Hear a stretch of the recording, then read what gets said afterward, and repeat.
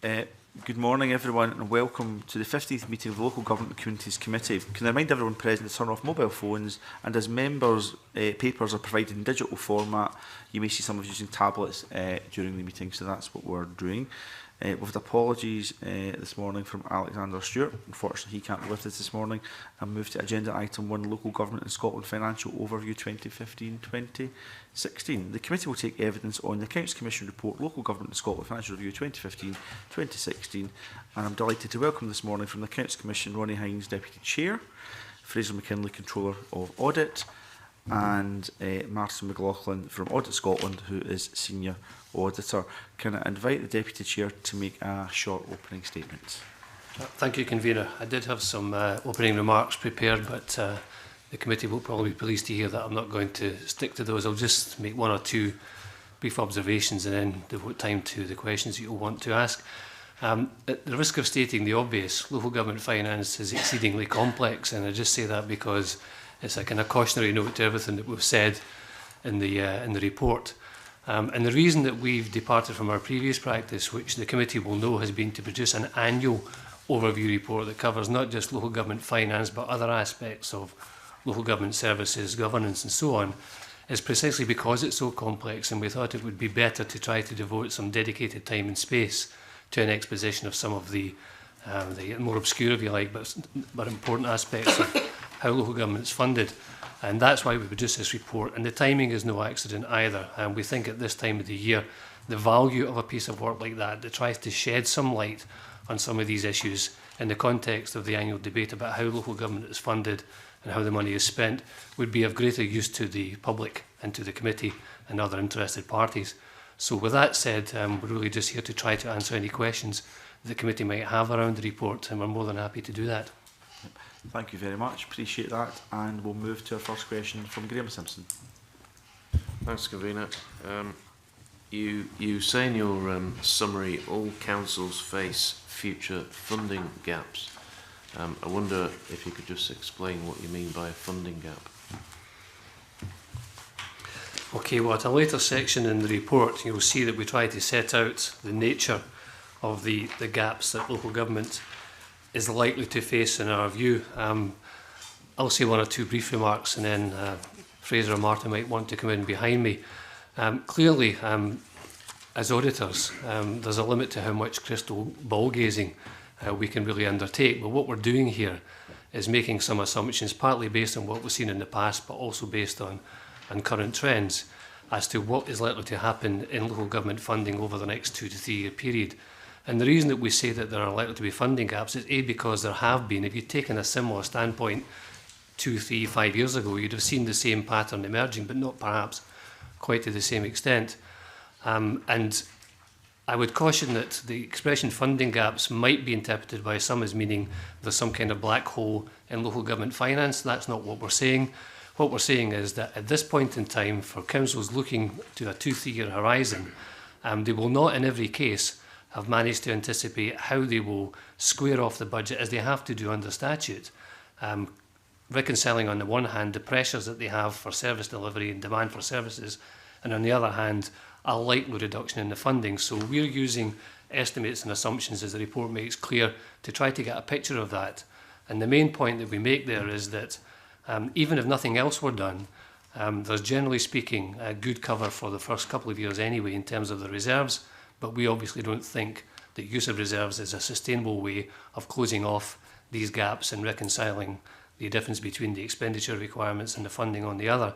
But in every case in recent years, when that's been the case, local government has then gone back to the drawing board. They've come up with further options for savings, and we fully anticipate that's what will happen in the next few years. It's just that at this point, we can't identify what those savings would be in every case. Okay, thank you. I don't know if Fraser or Martin want to add anything to that? No, thank you, Convener. Okay, Graham? So just for clarity, your definition of a funding gap is essentially the difference between forecasted income and their likely expenditure. Yes. Yeah. Okay.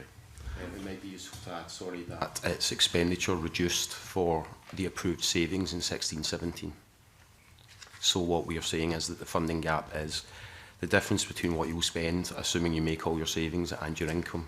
And within the model, we've shown that as being funded from their general fund reserve. Okay, okay. So when you say there's not a black hole, that sounds like a black hole to me. Well, it isn't. So I say what we're saying is that, and we make the point elsewhere in the report, that we strongly think that councils should take a long-term view on their financial planning, and we identify where that is happening and where it isn't happening. We recognise that that's more difficult when they've had to deal with one-year settlements, as they have done for the last couple of years, and there's no way of knowing at this point in time whether that's a pattern that will repeat itself for the years that lie ahead. But we think they should plan for the long term, and one of the reasons why there is this difference between their expenditure as projected and their income as projected is because we can't, in every instance, see how councils would square off those gaps on the assumptions that they would have to make. But what we do know is that in every case in the past when that's been an issue, councils have done that, and you can see that from the performance on the outturn. We're saying at the beginning they have managed their finances well, even though 2 to 3 years ago they might have had funding gaps. They will turn to this and find other savings. So it's not a black hole. Okay. Okay, Mr Simpson, finished? Yeah. Yep. Thank you. Can I maybe ask a little bit about the start of this report? I mean, I think the biggest piece of publicity around this report was when it was published. It wasn't as bad as people actually thought it was going to be. It shows quite shrewd financial planning by local authorities, robust reserves. It clearly shows significant challenges. That's within the report as well. But the bit that's attracted, if you like, some political attention has been the ongoing debate of whether local government has been targeted more so or less so than the public sector more generally in Scotland. And what this report seems to say very early on is that an 8.4% real terms cut over the period that you look at, that it is by and large had a similar revenue cut to the Scottish budget at large. Now, that will then be used by all political parties in this place and interpreted in various ways, but what would you say in relation to that? Well, Mr Hinds. I'll ask Martin to give a detailed explanation of how we came up with those statistics. All I'd say is we stand by the figures that are in there. It does depend what question you think you're trying to answer. And the question that we think we're trying to answer there is whether, in terms of the flow of funds from the Westminster government through the Scottish government and eventually down to local government, in terms of that context, what is the comparison between the reductions that have been faced by the Scottish government on the one hand and by local government on the other? And so we asked that question with an open mind, not quite knowing what the answer would be. The answer is what we say in the report, but explicitly in coming to that conclusion, we've treated certain relevant flows of funds, including non-domestic rates, in a particular way, and I'll ask Martin to explain more about that and why we've done it. And that was very helpful, Mr Hinds, because I was going to specifically ask about non-domestic rates. So you've saved me asking the question, but Mr McLaughlin, if you could see how those have been accounted for, that would be very helpful. Certainly. I think the easiest way of thinking of it is that we've looked at the totality of funding for local government against, if you like, the available Scottish Government budget, if you make the assumption that non-domestic rates will flow directly to local government.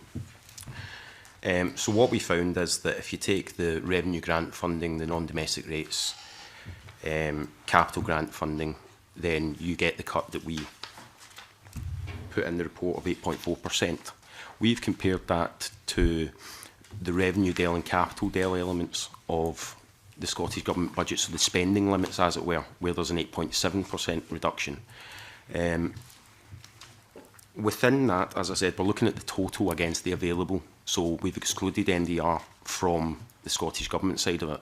What we do say in the report is that if you look at the revenue funding, the Scottish Government provides guaranteed revenue funding, which is non-domestic rates and revenue grants. And what we've said is that in recent years, non-domestic rates are making up an increasing proportion of that total revenue funding. The figures that are available in Exhibit 2 and the paragraphs leading up to it can be used to demonstrate that, if you like, an increase in the non-domestic rates has offset some larger reductions in the revenue grant proportion of that funding. So it really depends what you compare. Okay, now, just for clarity on non-domestic rates, because we looked at some of this in relation to, we were looking at council tax matters here.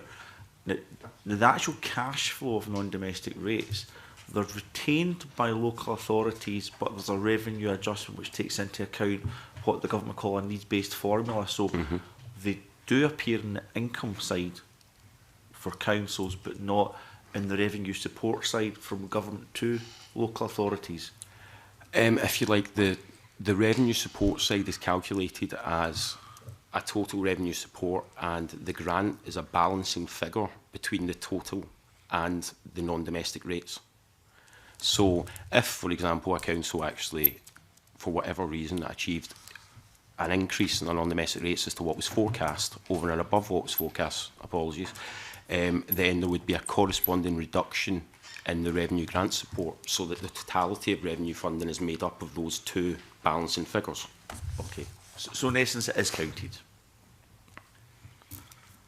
It is counted. I'm not an accountant, I'm just looking for... No, it is counted. Simplistic clarity, if you like. What we've not done when we've looked at the reduction in the Scottish Government budget is we have not included non-domestic rates within that calculation. We've looked at the departmental expenditure limits on both the capital and revenue side that have been set for the Scottish Government. Okay, it might be helpful for my benefit, if not the rest of the committees, if you maybe send the committee a note just outlining that in some more detail at a later date. Can I ask about other numbers? I'm wondering if it's included in that or not.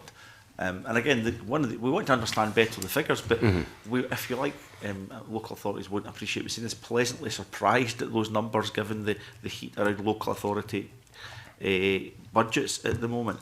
So the £250 million that comes from the Scottish Government into health board budgets, but is transferred pretty much in its entirety to local authority social work services, irrespective of the delivery model around that. Is that included?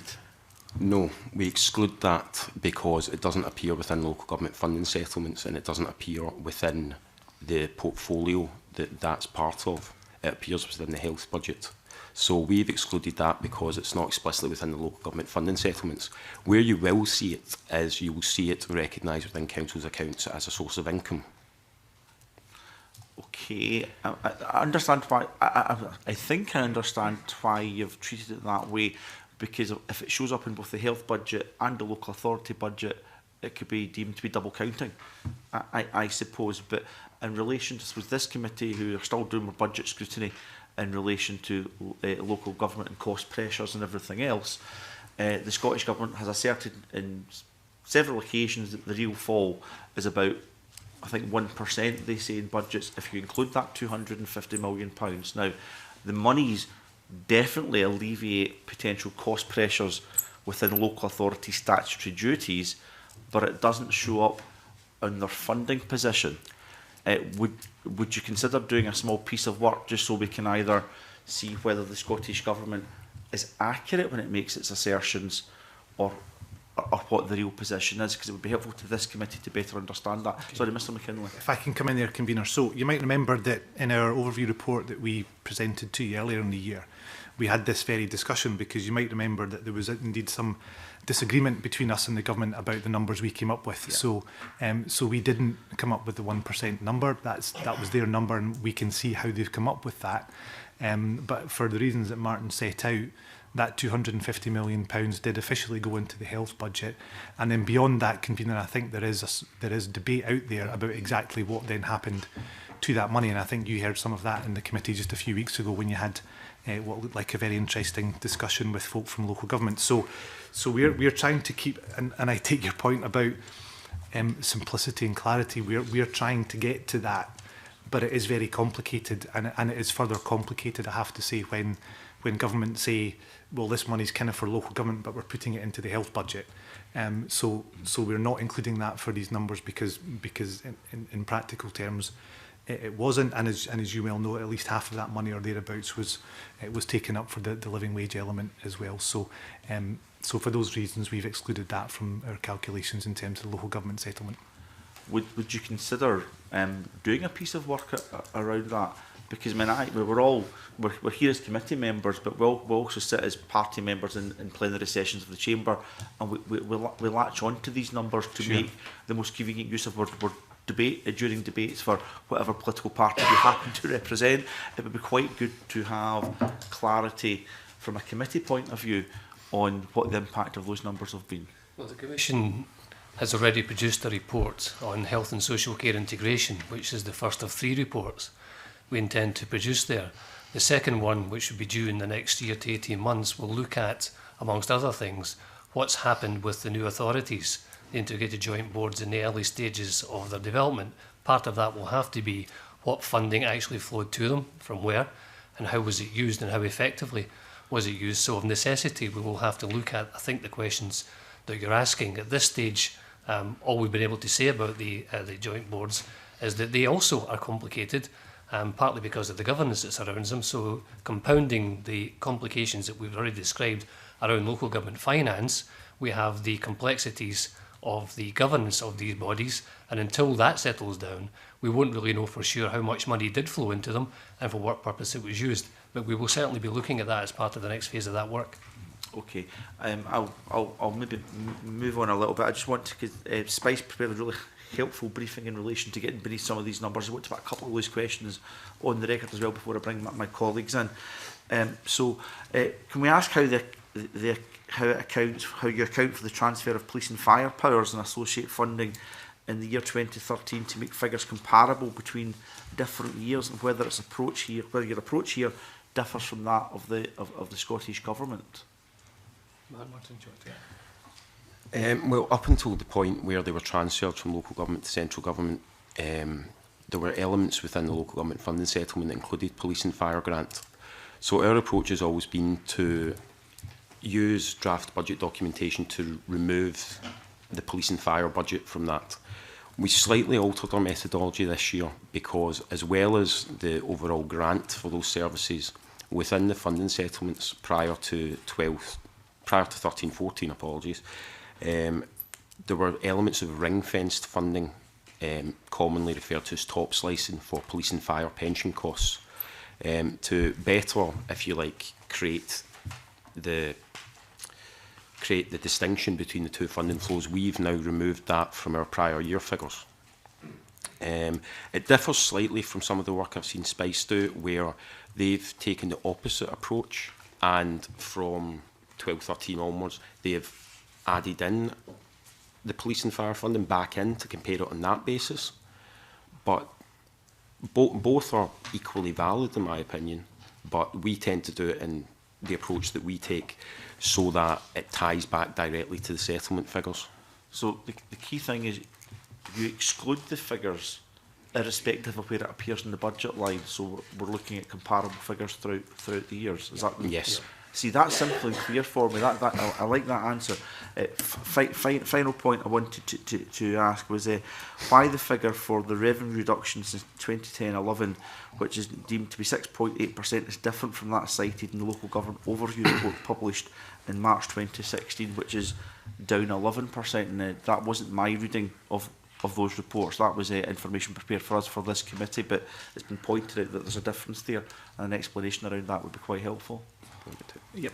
It's the same point. For the reason I just outlined, where we have made a further adjustment for, if you like, the ring-fenced funding primarily for police and fire pensions.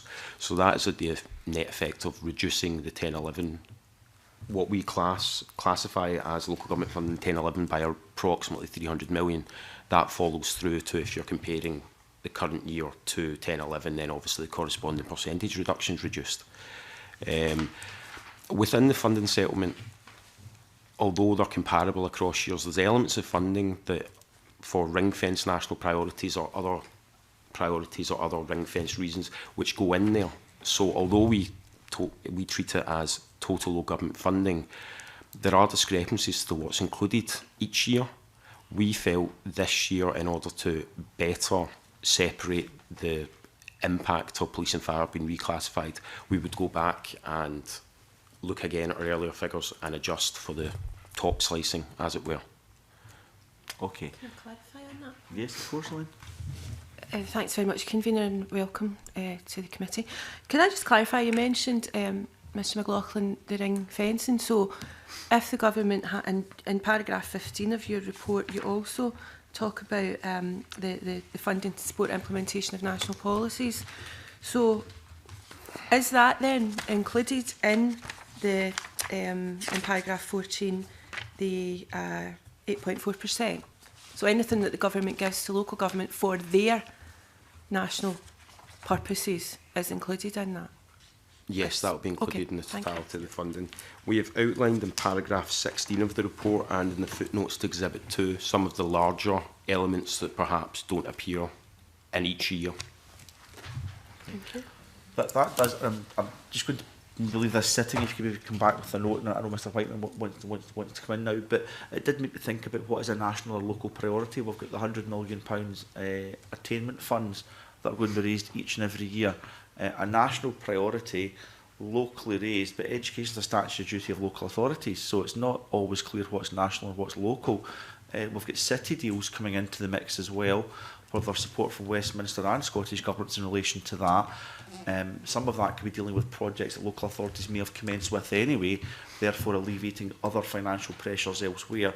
And it's just that appeal again that it's becoming overly complicated to actually look at the financial position of local authorities, and governments by definition tries to make it look as strong as possible for local authorities, and local authorities by definition tries to make it look as bleak, and this committee wants to actually look at the specific figures as best we can, and you guys are best placed to do that job. So please don't answer, Mr McKinley, please do answer if you want, but some information in writing would be helpful also, Mr McKinley. Just very briefly, Convener, just to say we absolutely agree with that, and what we one of the reasons we wanted to do this report was to try to bring some clarity to it. I think what we'll be doing now that this report's out and in the early months of next year is gathering people together. I think we need to have a wider conversation about how best to present this stuff, because Spice do it a bit differently, we do it a bit differently. Well-respected organisations like the Fraser of Ireland are producing stuff as well, and in every report you find slightly different numbers. I think what we can do with the Accounts Commission is bring all those people together and have a conversation about how can we best present some of this very complex data in a way that is consistent and might help bring a bit of clarity. So that's something that we can try and influence over the next few months. Okay, that's helpful. Mr Whiteman.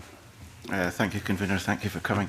I was about to make the very point that Fraser's responded to, because all the advice we've had internally in relationship to the funding for local government vis-à-vis Scottish Government is that it suffered a disproportionate cut. And I simply don't understand to this date, even notwithstanding your explanation, Martin, how you can include non-domestic rates on one side of the equation, but not the other. But we'll leave that and revisit it. And I think it would be helpful for members and the public to have one set of data and figures that could be understood, because this is different from other sources. But you've addressed that. Can I move on to the question of fees and charges? They account now for quite a large proportion of local government's income, £4.8 billion.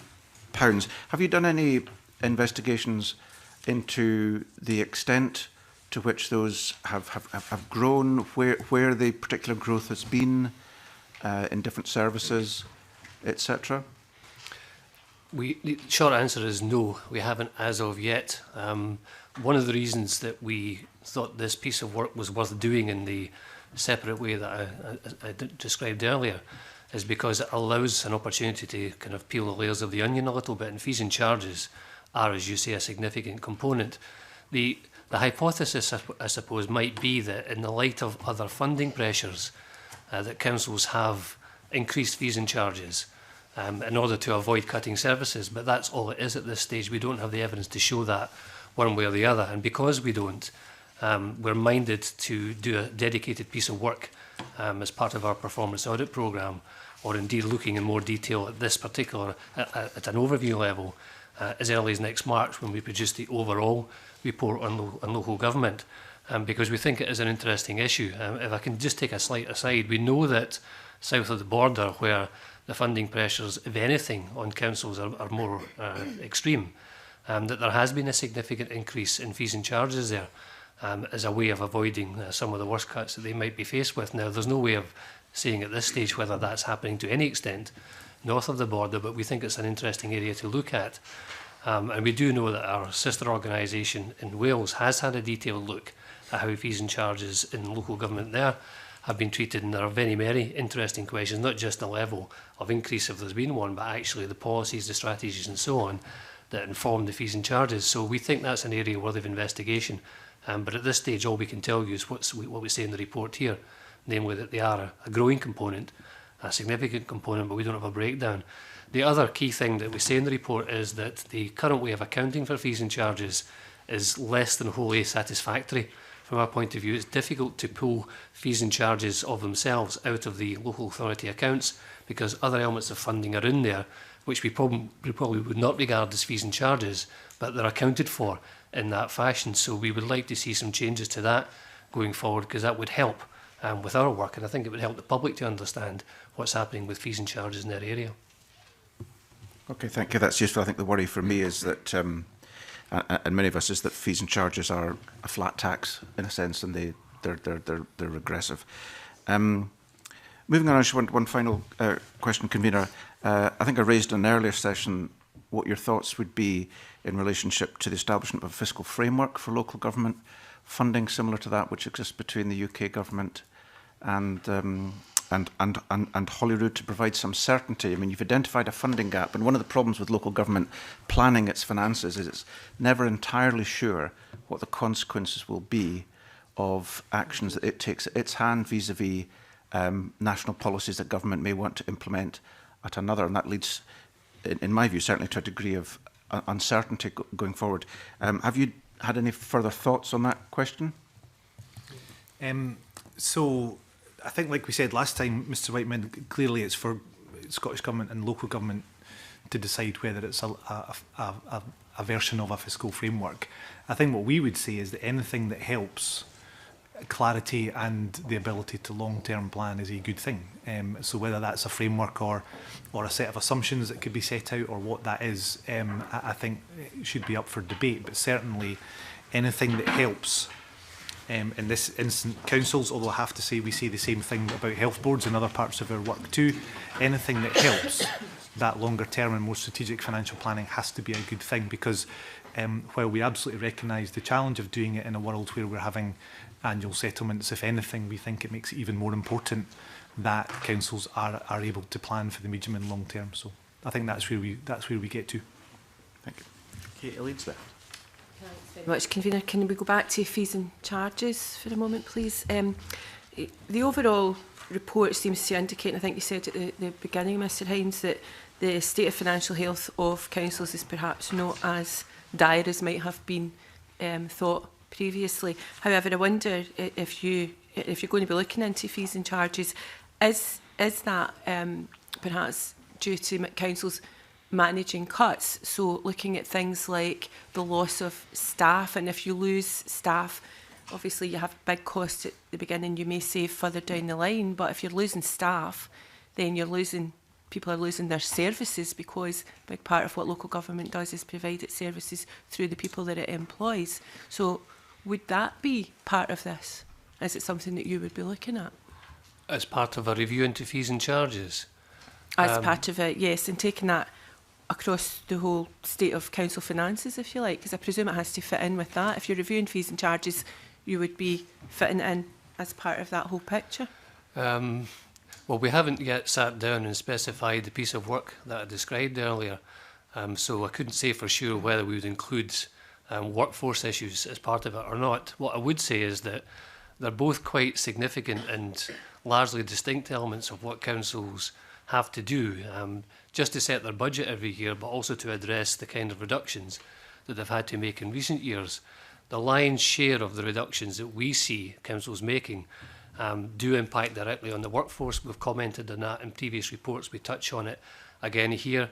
And our line on that, if you like, is that we understand fully why that has to happen. Over 60% of the costs of local government are the costs of paying their staff. So there's no way of making these savings without, if you like, going to staff reductions. But what we would like to see accompany that is a more consistent approach to what we call workforce planning. And the concern might be that if there isn't that consistent approach to workforce planning, which is a kind of parallel to what Fraser was saying about financial planning, taking a long-term view, that you find yourself in a situation where the way that you now have to deliver services because of the transformation programs and the changes that you've had to make to address the funding, the way that you have to work might not fit your workforce. You might end up with square pegs and round holes, if you like. So taking a long-term view, planning for scenarios and adjusting your workforce down the way, because that's the way funding is going, is all very well, but you want to make sure that you're left with a workforce that's fit for purpose. Now, to the extent that that touches on fees and charges, I would agree with you, but I think they're quite a separate sphere of the budget process, and we'd probably want to focus on those because they raise interesting questions in their own right. Well, if I could go back to the fees and charges briefly then, Convener, and some of the questions that they might raise, would you envisage looking at then the changing nature of local government around that, if you like, so that we've moved away perhaps from the universal approach of local government, whereby you take your grant from government, you would draw in funding as you desire through your tax elements, and then you would be able to provide services universally. But now, if we look at fees and charges, what we perhaps find is, and take an example of community alarms, that certain elements of the population are now paying rather than it being a universal approach, or perhaps burial charges, anything of that nature. Is that something that you would be considering as part of that report? Absolutely. I think if we do it, we will want to look across the board at fees and charges because it covers a multitude of areas and they're all very different. You've already given a couple of examples of that. So we would be interested in a range of questions, and I won't detain you with covering all of those, but one would be the policy, or policies plural, that the councils are employing there, because you could take one approach which says needs must. We have to avoid the worst of the savings that are in front of us, so we will just increase fees across the board by the rate of inflation or some other figure, which is a valid approach, but I think we would then ask questions about whether that sufficiently respects the differences between charges for one thing and fees for another. You could take a different approach, which would be far more forensic, and look at the different fees and charges in their own right and come up with individual policies around those. Or you could have different points on that spectrum. So those are the kind of questions we'd be interested in, and as I say, at this point it's a bit of a gleam in our eye.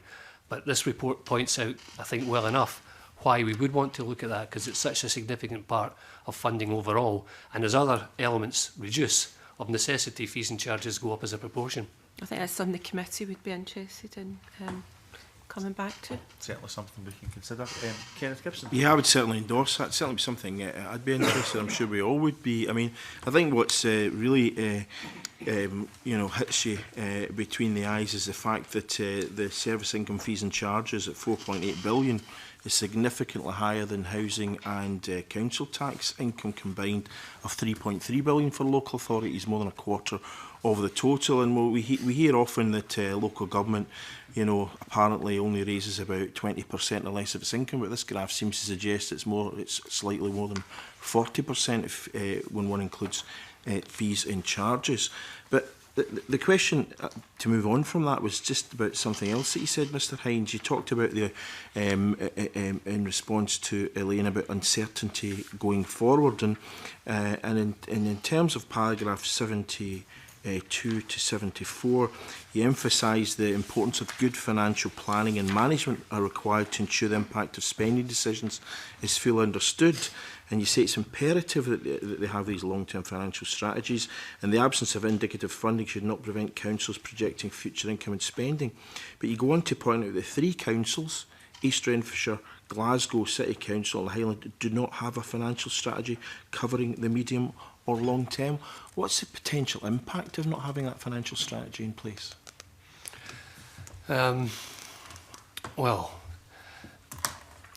if you haven't looked far enough into the future to see what situation you might be faced with against the expectation or the assumption that you have to make about your funding and the demand for your services, then the risk, I think, is that when you come to the annual budget setting exercise, which is a highly pressured event, as MSPs will no doubt appreciate, that you might not make the optimal decisions, or you might make decisions which a year later you would regret or seek to amend because of events that have transpired.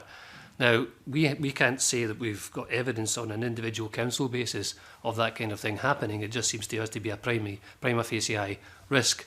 And we also think, and that's what's said in that section of the report, that the longer term financial plans or strategies ideally should be aligned with a bigger plan or strategy for the council. Now, councils have those plans and strategies. They have them for the council itself. They have them as part of their membership of community planning. So, if you like, that bigger picture of the vision and the strategies is there. But what we find is that they're not always aligned or joined with the financial plans. Sometimes they're out of sync because they've been produced at different times and they expire at different times.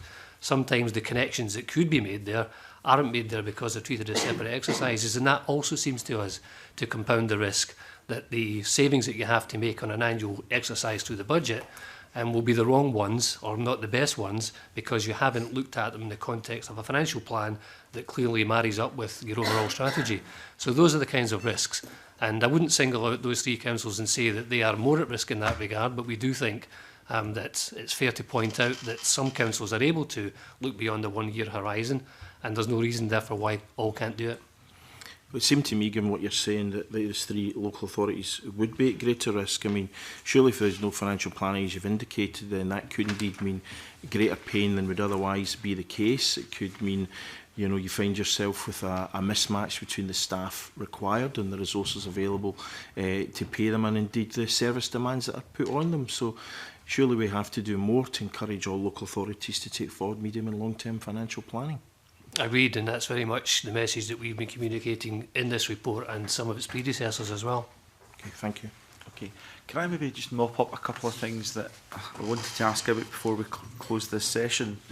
Within the report, you talk about planned spending and underspends or overspends across various services within local authorities. One of the reason I'm interested in that is I asked a similar question during budget scrutiny, and it was in relation to a significant £160 million reported underspend in relation to nursery provision for monies provided to local authorities that the government said hadn't been spent on that purpose. Now, I think it's fair to say one or two local authority representatives got a little bit prickly when I was asking about that, but the real reason for asking about it wasn't to say, why haven't you spent that money?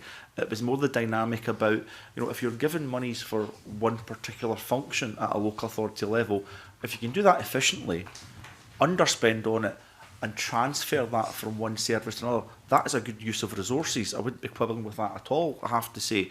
So how should we read statistics on underspends or overspends within this report, or is there a piece of work having to be done to actually follow the public pound through from, if you like, ring-fenced or otherwise revenue support from Scottish Government, look at the outturn report at a local level, and it seems to me to be, if you don't hit it on the nose, you might be worried that you'll get less money next time, so therefore you hit it on the nose, and that doesn't really encourage efficiencies necessarily in delivering the system. So any comments to make on underspends at a departmental level from local authorities?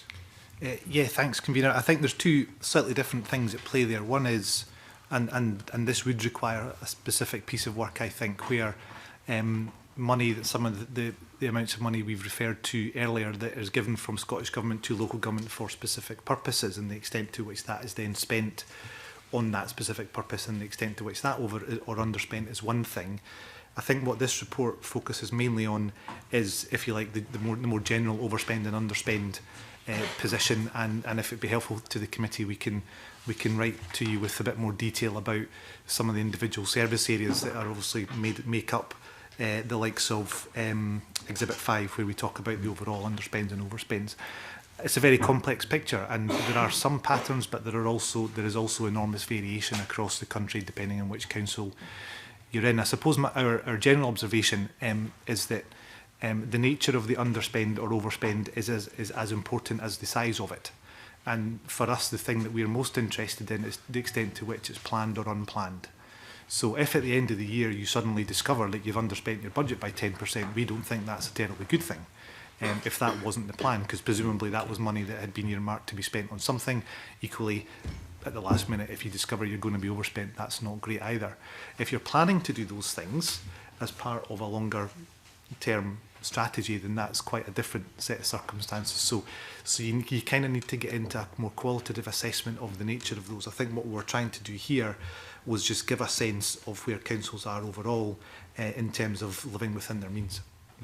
I think that's very helpful. I'm sure Mr Gibson will also concur from his time chairing the Finance Committee as legislation goes through the Parliament, that tussle or negotiation between COSLA and Scottish Government over what should or should be in a financial memorandum, what those numbers should look like. So we're at the Finance Committee, the Local Government Communities Committees. I'm quite interested to know actually what happens then in practice, year 2, year 3, and any work around that I think would be quite helpful. Another thing I wanted to kind of mop up was actually inspired by Deputy Convener's question in relation to staffing.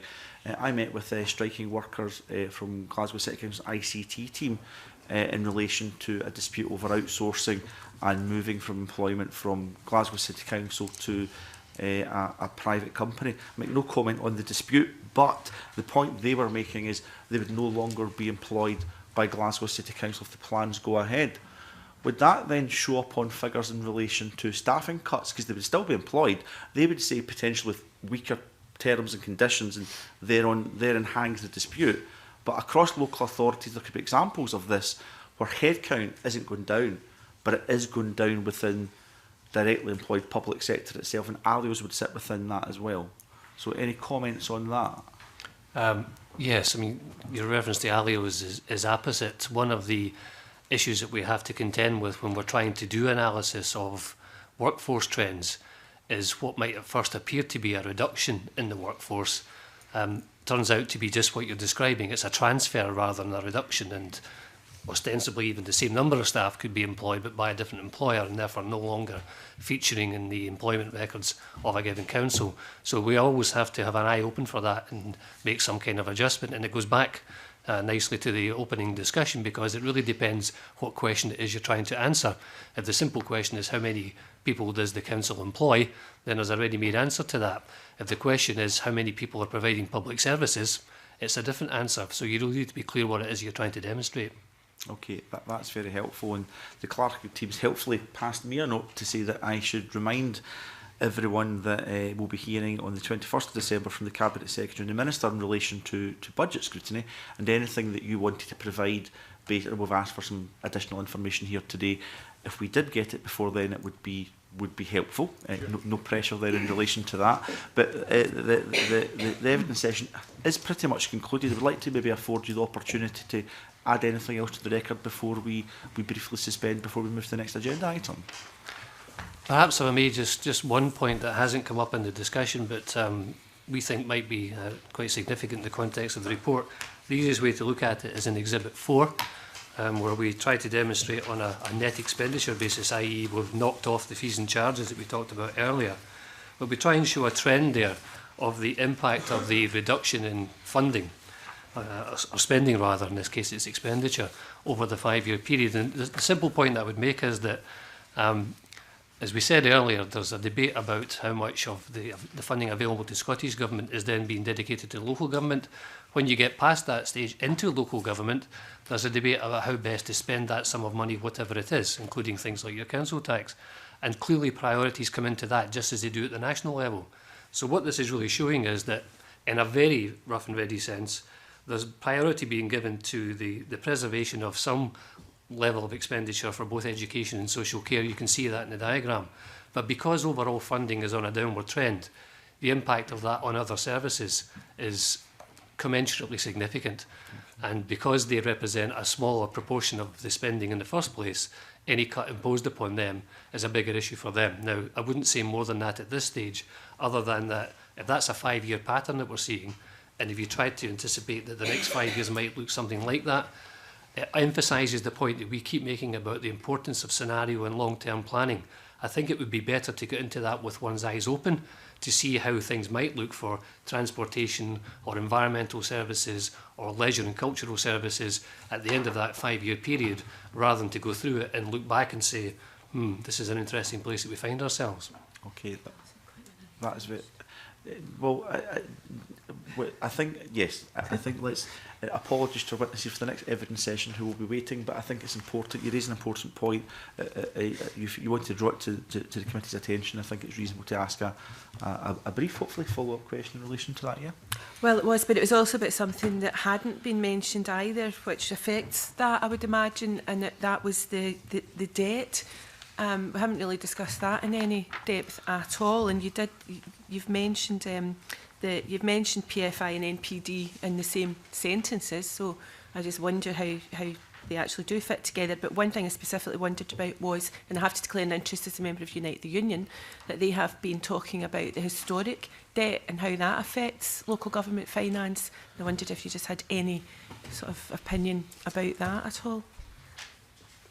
So the question is really about the debt. Well, and how that squeezes, Yeah. once we get to local government, to your Exhibit 4, how that then squeezes the services. I'll take the second part, if you like, and I'll ask Fraser to handle the wider question about the impact of indebtedness. So you're absolutely right.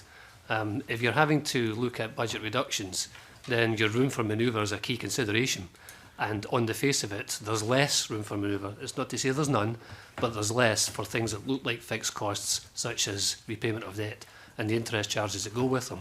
So we do have an exhibit in the report that shows the kind of impact of that. And that would be a further squeeze, if you like, on those services that I've described earlier as being afforded relatively less protection, if I can put it in those terms. So you're absolutely right about that. But the wider question about the indebtedness itself and the affordability of the repayments, I'll ask Fraser to have a go at that. Nothing much to add, Ronnie, I don't think, other than to say the Commission have asked us to have a look at those issues specifically as part of the Forward Work Programme, probably getting into 2018 by the time we're looking to publish that report. But we recognise that the kind of historical debt that PFI, PPP and its predecessors have established is an increasingly important part of this story for exactly the reasons that you and Ronnie have just described. So we are going to be taking a look at that specifically. Thank you. Okay, I think it's helpful, and I think, Deputy Convener, I think part of the debt that's a struggle for local authorities might even be pre-devolution public debts that from the Treasury, actually, which might be at significant rates of interest compared to the current interest rates. I think that might reflect some of the Unite campaign, which you may or may not be aware of. It might be quite good to have a look at it. I didn't have to declare an interest, but I have met with them, and so I wanted to reinforce the point our Deputy Convener was making. Thank you very much for your time this morning. We found that very, very helpful and look forward to continuing this relationship going forward. And we suspend briefly before we move to the next agenda item. Thank you.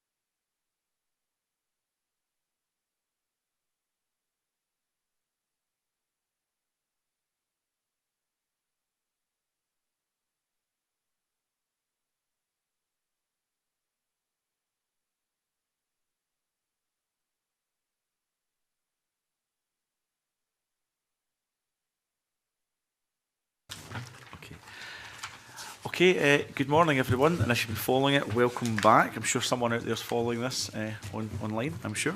We move to agenda item 2, which is implications for Scottish local government of the United Kingdom leaving the European Union, and the committee is holding an evidence session on the implications for Scottish local government of the United Kingdom leaving the European Union. Today's session, it says here it will take place in a roundtable format. No, it won't. So we won't do that. But we've got a number of witnesses attending. First of all, can I put in the apology of David Iser, Research Associate, Fraser Valdon Institute, University of Strathclyde, who was hoping to come along today but is unable to make it. But I can welcome Councillor David O'Neill, President of COSLA. Good morning. Jim Savage Solis, Scotland, and Chief Executive Aberdeenshire Council. Helen Martin, Assistant Secretary, Scottish Trade Union Congress. Professor James Mitchell, Co-Director, Academy of Government, University of Edinburgh. And Stuart Black, Highlands and Islands European Partnership and Director of Development Infrastructure, Highland Council. Thank you everyone for coming along this morning for what will be a short inquiry into what the implications may be in relation to Brexit for Scottish and indeed UK local government. Can I maybe open up just by looking at one of the most striking aspects of funding towards local government, as you'd expect, politicians always quite often drawn to the public pound, and they want to see what the financial position is. And I see that in relation to European structural funds that I do understand have been guaranteed by the UK government that anything committed up until 2020 will be met by them. That's my understanding. Someone might want to clarify that, but that's our understanding. But the local authorities are roughly delivering about 30% of those funds, and that for the time period 2014 through to 2020, that would be roughly 30%, depending on what is or isn't committed, of about £900 million. So a huge chunk of cash trickling through local authorities. My own local authority, Glasgow City Council, is the most significant delivery agent of that. So as a constituency MSP, I would have concerns for what could happen post-2020, but anything around what witnesses consider to be the reassurances and the process pre-2020 would be very welcome, given the fact there's about £450 million still to be allocated in that process. That might be a good starting point, just kind of following the monies and any reassurances or concerns there are for either pre-2020 or what happens after 2020. Councillor O'Neill? It's a very good question, especially following the session that you've just had in terms of long-term planning, financial planning for local authorities. The only place where we currently have certainty for funding is European money. The settlements that we are currently getting for the Scottish Government are on a year-to-year basis. You cannot really do serious long-term financial planning. What we have been assured of so far is that the programmes up until 2020 will be funded, and if my understanding is right, it's what's called +2, so you have 2 years after the end of that programme to continue the spend. That's reassuring. What's not reassuring about that is we should be starting the planning for after that right now. We should be in that process, and there is absolutely no certainty for that, and that is a problem for us. Okay, that's helpful. Any other witnesses want to pick up on that theme in relation to structural funds? Mr Savage. Reinforce that point, convener. I think that many organisations are already well involved with the schemes and funding arrangements that are already available, and inevitably, as Councillor O'Neill has said, we'll be looking forward to the next term and the next programme in terms of a medium-term plan for their businesses and their organisations, their communities. And so that level of uncertainty, even looking forward to 2 to 3, 4 years' time now, is impacting people's confidence and assurance in terms of being able to plan and look ahead. And I think that may impact some of the existing commitments in terms of programmes and delivery as well. So there's a double whammy potentially as well. Okay. Anyone want to add to that, Mr Black? Yes, thank you. I think the other point that came up in the previous session was around the decrease in spending which isn't protected by Scottish Government. So match funding becomes a real challenge. For example, if you look at employability programmes, which are a major feature of some of the EU schemes at the moment, then the Council has to provide 50% or thereby match funding for those programmes, and that figure can vary. And as local government spending is reducing in those areas at a higher rate, match funding becomes a challenge. So I think that's another issue that's worth considering. Okay, I'm going to follow up on that, but Professor Mitchell or Helen Martin, do you want to add anything to that? In terms of the long-term planning, Councillor Neil, that you were talking about, had the Brexit vote went the other way, had it been a vote to remain, would local authorities, in all honesty, be planning now for spends in 2021, 2022, and doing the work around that? In fact, is there work ongoing on the assumption that there should be no detriment, and are local authorities gearing up what potential applications would have looked like? Is that work still ongoing? Short answer is yes. The ERDF, by and large, is for infrastructure projects. There's long-term planning involved in that. The European Social Fund is for employability, things of that nature. And again, those tend to be fairly long-term. So yes, there is forward planning for that. Professor Mitchell? Yeah, well, I think one of the things to note is, of course, the European Union is always forward planning, and so it would be planning now. It started to plan now for the post-2020, and local authorities here over decades now, membership have been very much involved in those discussions from the outset, which is the key to understanding the EU and to be successful in the EU. So there is that process. The point now is, of course, that the local authority of Scotland will not be involved, obviously, in the next round. And so the way in which I think local authorities will have to engage is not with the EU, but with UK government, Scottish government. So it's a different ballgame. And in that respect, well, I mean, we really don't know where we are. And I don't think local authorities can be criticised for that until we have a clearer idea from UK government as to what's happening, what Brexit actually means. It's very difficult to engage. That's very helpful. Stuart Black? Yes, thank you. I also sit on the Joint Programme Monitoring Committee for the European Structural Funds, which looks at the funds across Scotland.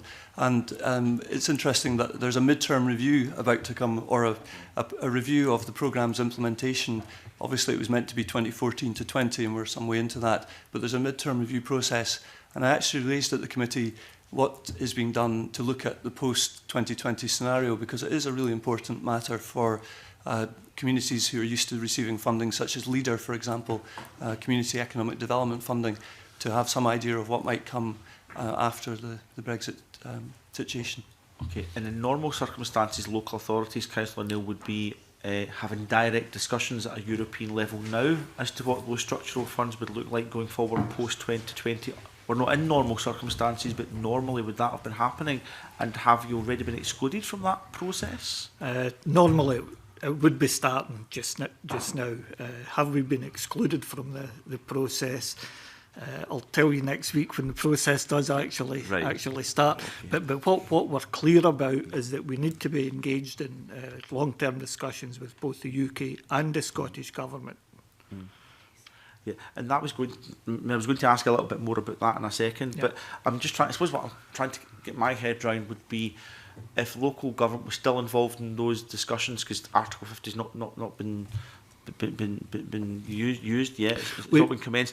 I'm starting to tease out what that spending might look like post 2020 would then almost create an expectation for what you would be expecting from a UK or a Scottish government going forward once we're no longer in the European Union. So would you be keen to still be involved in those discussions at a European level, I suppose, is what I'm asking?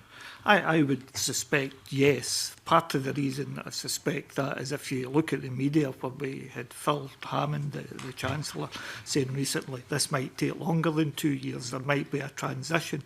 I don't think anybody really knows what's going to happen. So we will hedge our bets.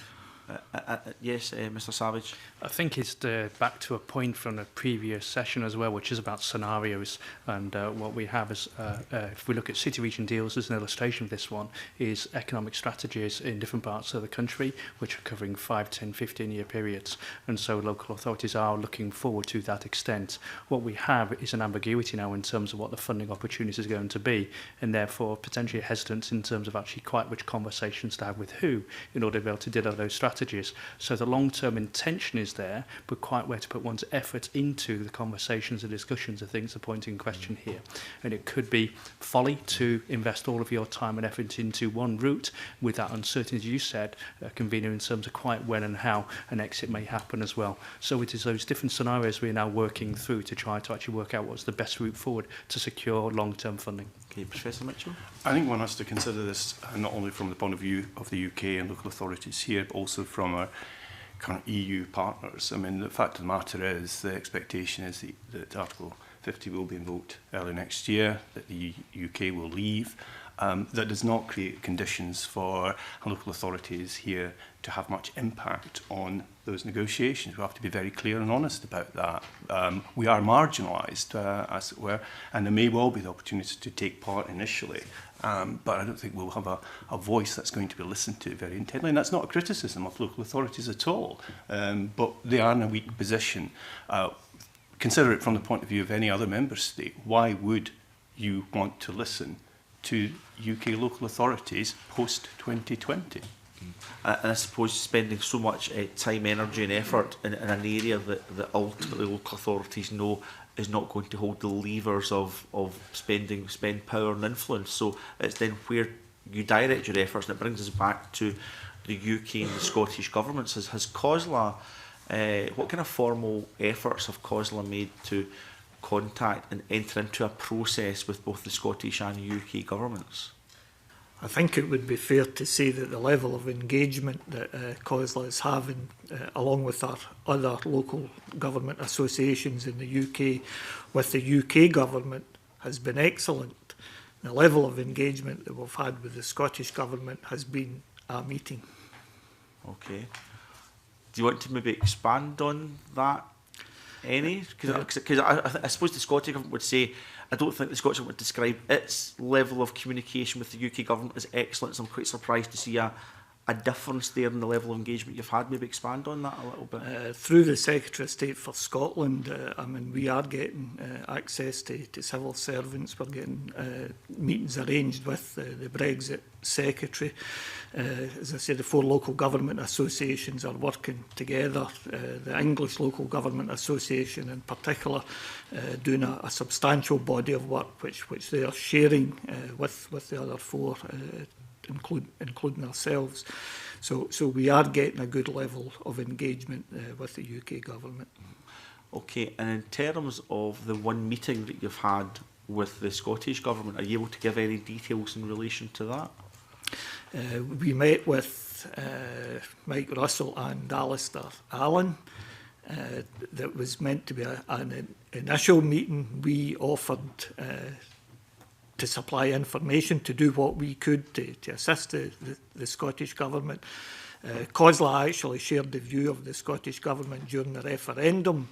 It was a unanimous view of COSLA that we should remain. However, the vote went the other way, so we offered to share the knowledge and expertise that existed within local government. There is a considerable degree of knowledge does exist.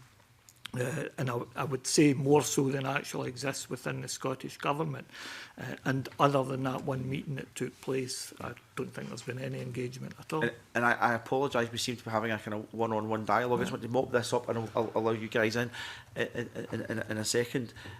I think there's maybe a purpose and a role this committee could have. I suspect what you're saying is you want to be of assistance to the Scottish government, yes, taking a coordinated approach in relation to Brexit, whether it's direct Brexit negotiations, certainly as they affect local government. You want to be working in a coordinated fashion with the Scottish government in relation to that? Yes, we want to be working with both the Scottish and the UK government. When powers get repatriated to the UK, where these powers end up is going to be important. Subsidiarity is important, and getting the powers to the most appropriate place is very important. If it ends up in an inappropriate place, they won't necessarily function as well as they should for communities. Okay, that's helpful. I'm going to Elaine Smith in for a supplementary first, and then I will take you in, Graham Simpson, okay? Thanks, Convener. Well, actually, I suppose it just goes a wee bit further on what the convener's been exploring with COSLA. In section 15 of the COSLA report, you have specifically said that the appropriate mechanisms should be put in place at political and officer level so that local government is embedded in the Scottish Government and UK Government negotiation structures. And you go on to say that the same approach has already been confirmed by the UK Government for reserved areas for Scottish local government. So what exactly are you asking of the Scottish Government? Is it exactly the same as what has happened with the reserved areas? Is that what you want to see? We do want to be embedded in the process. We don't want to be merely a consultee. We don't want to be lumped in with others. We not only deliver a lot of these programmes, we are part of the formal governance of Scotland. We should be embedded in the process. But can we clarify, you're embedded in it with as far as the reserved issues with, from what you're saying here in paragraph 15, that you are embedded, but that's not what's happened in Scotland? That's not what's happened in Scotland so far. So far. Okay. Thank you very much. Could I ask Professor Mitchell something on what he said, or do you want to move on? Well, I just want to check, because I've had bids for supplements from Graham Simpson and Kenny Gibson. If it's on this specific point, I think we should stick to this and then move on. Graham, is it on this at this point? Yeah, yeah, okay. Very much so. I'm really interested in what you're saying there, Councillor O'Neill. What have you discussed with the UK Government in these various conversations you've had with them? Well, we've talked about the repatriation of powers. We've talked about the continuation of European funding. We're looking at how we influence changes that are going to take place. I'm an example in things that would be getting repatriated, and this is only 2 examples. State aid, the role that local government is going to play in that. Procurement, future procurement, the role that local government and localism is going to be able to play in that. We want to be in there at the start of this to shape how those processes actually deliver for our communities, and we need to be embedded in the process to do that, not just merely a consultee. Right. You've actually mentioned all the areas that I would be hoping to ask you all about. That's good. That's good. Just to be clear, have you asked the Scottish Government for meetings and been refused meetings? No. No, we have not been refused meetings. Okay. So the meeting that you had, the idea, the approach came from them? No, the approach came from us. We offered to meet with and assist as we could, but there's been nothing since that. Why has there been nothing since? Don't know. But you haven't asked for a meeting? We left it that we were available. We were offering the knowledge that we have, and there's not really been any substantive contact since then. I'm sure that the Scottish Government would tell you that they are finding their feet, but we're offering to help to find their feet. Okay. Can I just clarify something? Would you like a second meeting as soon as possible to discuss this further? I'd be more than happy to meet. Okay, so we're really debating ASAP. about who picks up the phone to the other person. So let's and we'll ask about that as well. From what I'm saying, it's a case of there's been an initial meeting. I suspect both parties thought there'd be more. They haven't progressed, so we should just make it happen by that. I mean, not this committee, but COSLA should just seek to have a meeting as soon as possible, and if there's any issues with that, this committee would be very interested in relation to that. I just double check, you keep talking about repatriation, Councillor O'Neill, and subsidiarity. I suppose subsidiarity from what would be my kind of thought, because it's about whether the UK government passes down powers direct to local authorities, then there's powers reserved at a UK level which they're via subsidiarity giving to a local authority level, or whether they pass to the Scottish Parliament and the Scottish Government and they are passed down. I'm just wondering if the type of conversation you're having with the UK Government is slightly odd, because we're talking about where power sits within the UK. That's a tripartite discussion between UK Government, Scottish Government and Scottish local authorities. So it seems odd to me that where power over fisheries or agriculture or whatever would sit, the discussions that COSLA are having with the UK Government, they would sit in terms of sovereignty with a UK Government who would pass them down to local government. Is that the ambition of COSLA, or would you rather see them passed down to local government and the sovereignty sit at a Scottish level? I'm just trying to wonder what the mission is, what the outcome you're seeking is, Councillor Aill, in relation to that. I think the term that I used earlier was that it should rest at the most appropriate place. Some of that, no doubt, would be at the UK level. Some would, I dislike the word level, at the UK sphere, at the Scottish sphere, at the local government sphere. These things are not mutually exclusive. I would suspect that in the fullness of time, all three spheres will see some of these powers being devolved or repatriated into their sphere. And what's important thereafter is that they don't operate in isolation. We all have to operate in partnership and do it in such a way that we get maximum benefit for our communities. But in all the powers to one single place, I don't think would be sensible. There are some that would be appropriate. UK, some Scotland, some local government. We do have the advantage of the 4 local government associations working together, working jointly. That gives us an into the UK government that we otherwise would not have had, and that's a very useful conduit for us. Okay, that's interesting. Professor Mitchell, do you want to add anything? Really, I think the point I was going to make has just been made at the end there, and I was just to reiterate that I do, with due respect, Convener, I think that the concept of sovereignty is not terribly helpful in this context, in as much as it implies an ultimate resting place of power. What we have in terms of public policy are different spheres engaged in the same policy areas. To take the environment, EU, UK government, Scottish government, local authorities, and many other bodies. And it's a sharing, it's a partnership. And I think that's one of the interesting things about the nature of policy in much of the area, much of the work that's done by the EU, not least because the EU itself is incapable, frankly, of delivering. Local authorities are the delivery agencies and have to be involved. And so I think if we can try to conceive of the future as one around partnership, sharing, working together, rather than, and I'm very much in agreement with COSLA on this, it's not about levels, it's a kind of much more complex, if you like, that's what I tried to say in the paper, if you like, the metaphor of the marble cake rather than the layer cake really reflects the reality of policy making and policy implementation with respect to so much that the EU has been involved in. We now have a situation where the EU will no longer be involved, but there will still have to be partnership, sharing, engagement, and that includes setting agendas, putting ideas in for policy making right the way through to delivery, though delivery is almost invariably and inevitably a local authority. Almost it's the one few areas where there is a kind of a monopoly, if you like, in terms of a sphere having control. Okay, that's very helpful. Helen Martin? Yeah, I think this conversation is very interesting, and it goes to one of our key concerns really in this process, which is around transparency and around how you hear the voices of communities and workers and other sort of civil society actors in general in the negotiations.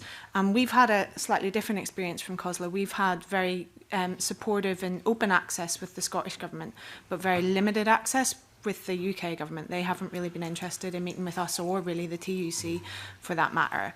But I think where we are at the minute is still in a process of kind of ad hoc meetings where we do kind of meet up to discuss certain issues and take the temperature of where things are. But what we would be interested in going forward is really the creation of more formal structures and a more formal role for civil society to play in the negotiation process.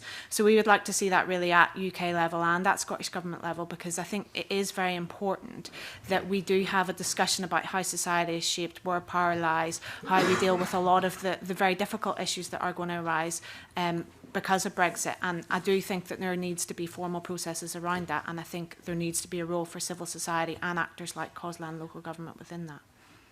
Okay, just my deputy almost will come back on that, but I did promise to take a good point you make formally in a second. Yeah, thanks very much, Convener. I mean, that's quite interesting, you know, the different experiences between STUC and COSLA. I mean, because I'm intrigued. I'm not supposed to call you David, I was told, by the way. I've got to call you Councillor O'Neill apparently from now on, so sorry, David. I should point out it wasn't the convener that said you must refer to you as Councillor O'Neill. But in paragraph 30 of your submission, it says, as the recent controversy with TT IP shows TTIP, any trade agreement that touches upon local service provision requires to be negotiated with input and expertise of local government. This is not the case at the moment. And then previous to that, in paragraph 14, you said one of its key international agreements is a Charter of Local Self-Government, which the UK and Scottish Parliament governments are bound to implement, but have failed to do so, unlike most European countries. The current negotiations to repatriate powers from the EU thus present an opportunity to finally address this. Why is it you think when the UK government, and certainly in terms of that paragraph 14 to a lesser extent the Scottish government, have never really been keen to speak to COSLA about such issues as TTIP, that they're suddenly very keen to speak to you, whereas they haven't really been interested in negotiating with you on some of these key issues before? Councillor O'Neill. On the basis that President-elect Trump's probably going to kick TTIP into the dustbin, we all await to see what the outcome of that's going to actually be. In terms of the Convention on Local Self-Governance, we have discussed this with the Scottish Government on many occasions. It's been an ask of local government. We are unique in Europe, within the UK and in Scotland, that we haven't signed up for that convention or haven't implemented it. The argument that the Scottish Government have always given us was that that would require independence under a written constitution, which would embed local government within the constitution.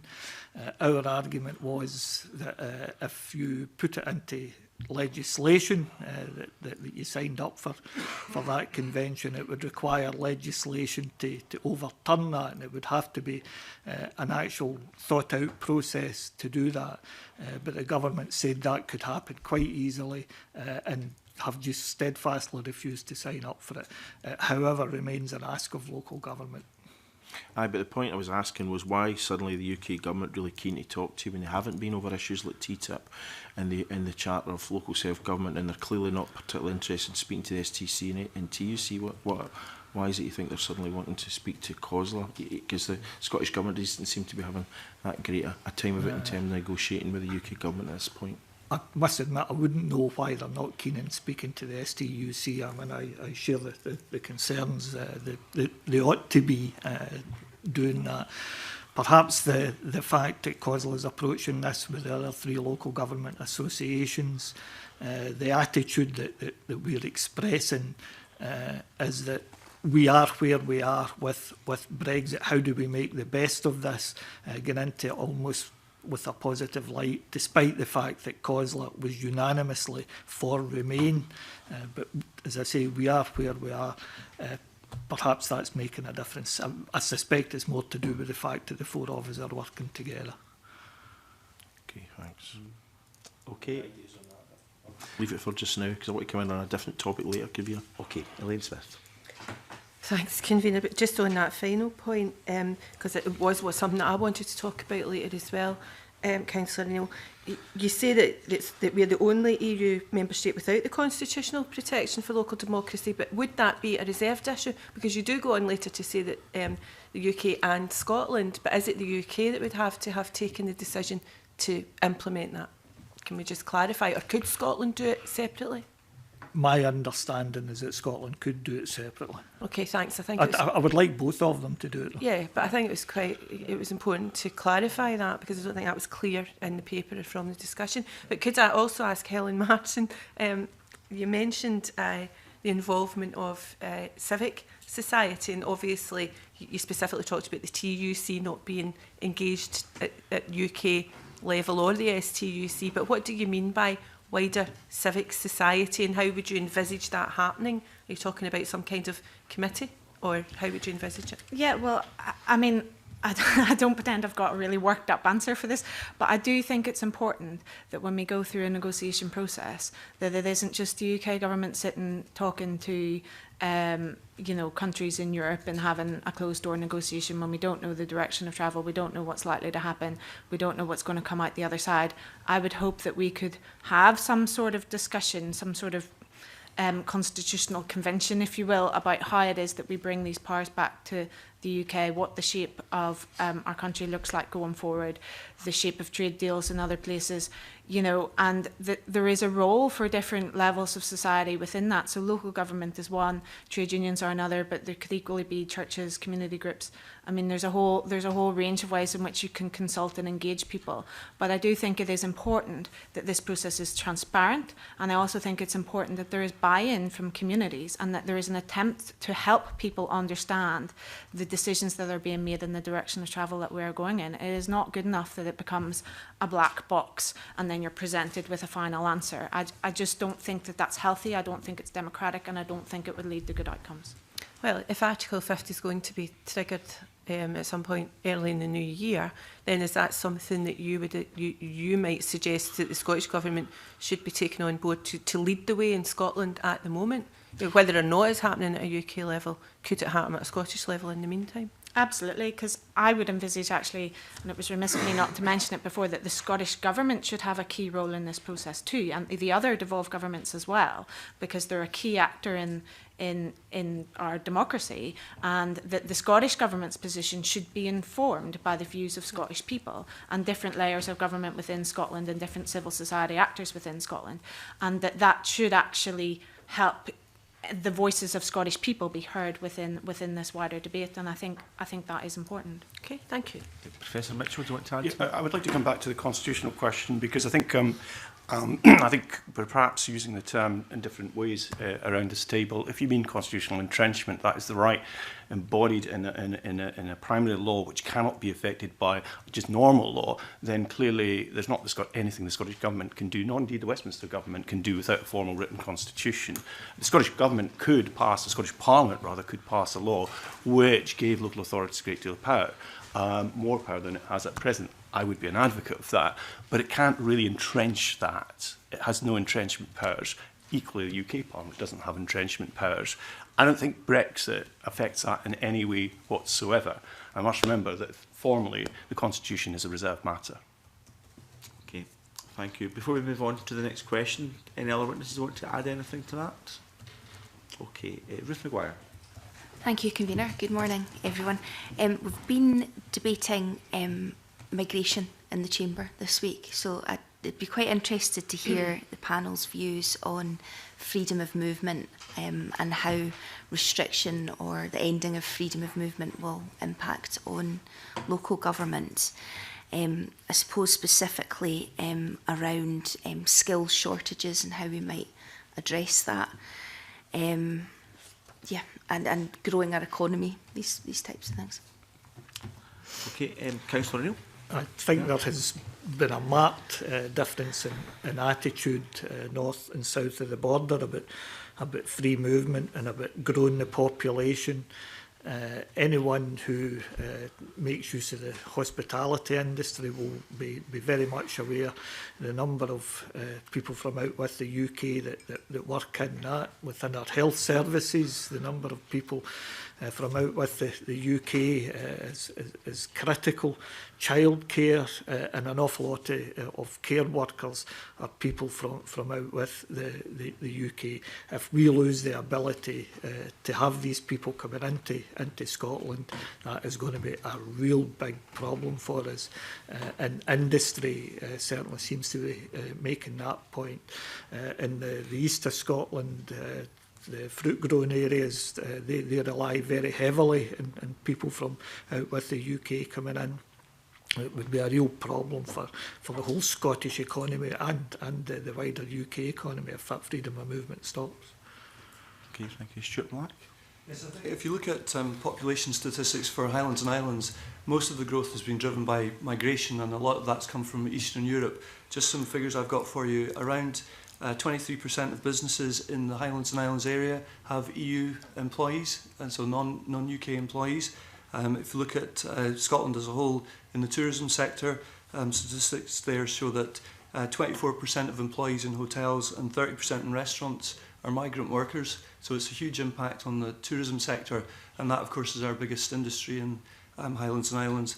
I think also the care sector is another one that's going to be impacted, and also some of our food and fish processing industries. These are heavily reliant on EU nationals. So it does pose a number of challenges.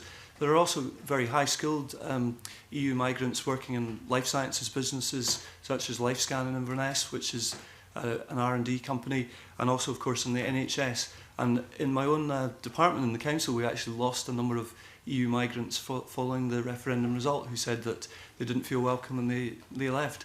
So it is going to have a big impact, and it's already having an impact. Okay, thank you. Helen Martin? Yes, I think this is an area where our members are feeling increasingly anxious. We have quite a high number of EU nationals in membership of trade unions, and we're seeing more and more requests from those nationals about how they secure their status going forward. So questions about whether they should be applying for citizenship at this point to make sure that they can maintain their ability to live and work here.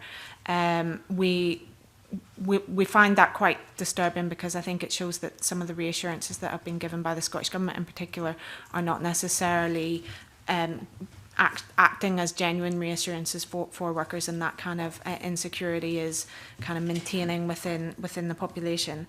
I think in terms of local government, one of the key areas that's at risk is social care provision. There are a lot of foreign nationals working in social care generally, and I think there are it is particularly at risk of people potentially not being able to fill the roles if we don't have access to EU labour. I think going forward in terms of migration, we are going to have to consider as a society, if freedom of movement is removed, and we would hope that it isn't, but if it is, what we do to help the sorts of industries that have just been mentioned. Because right now the points-based system offers no option for low-skilled migration.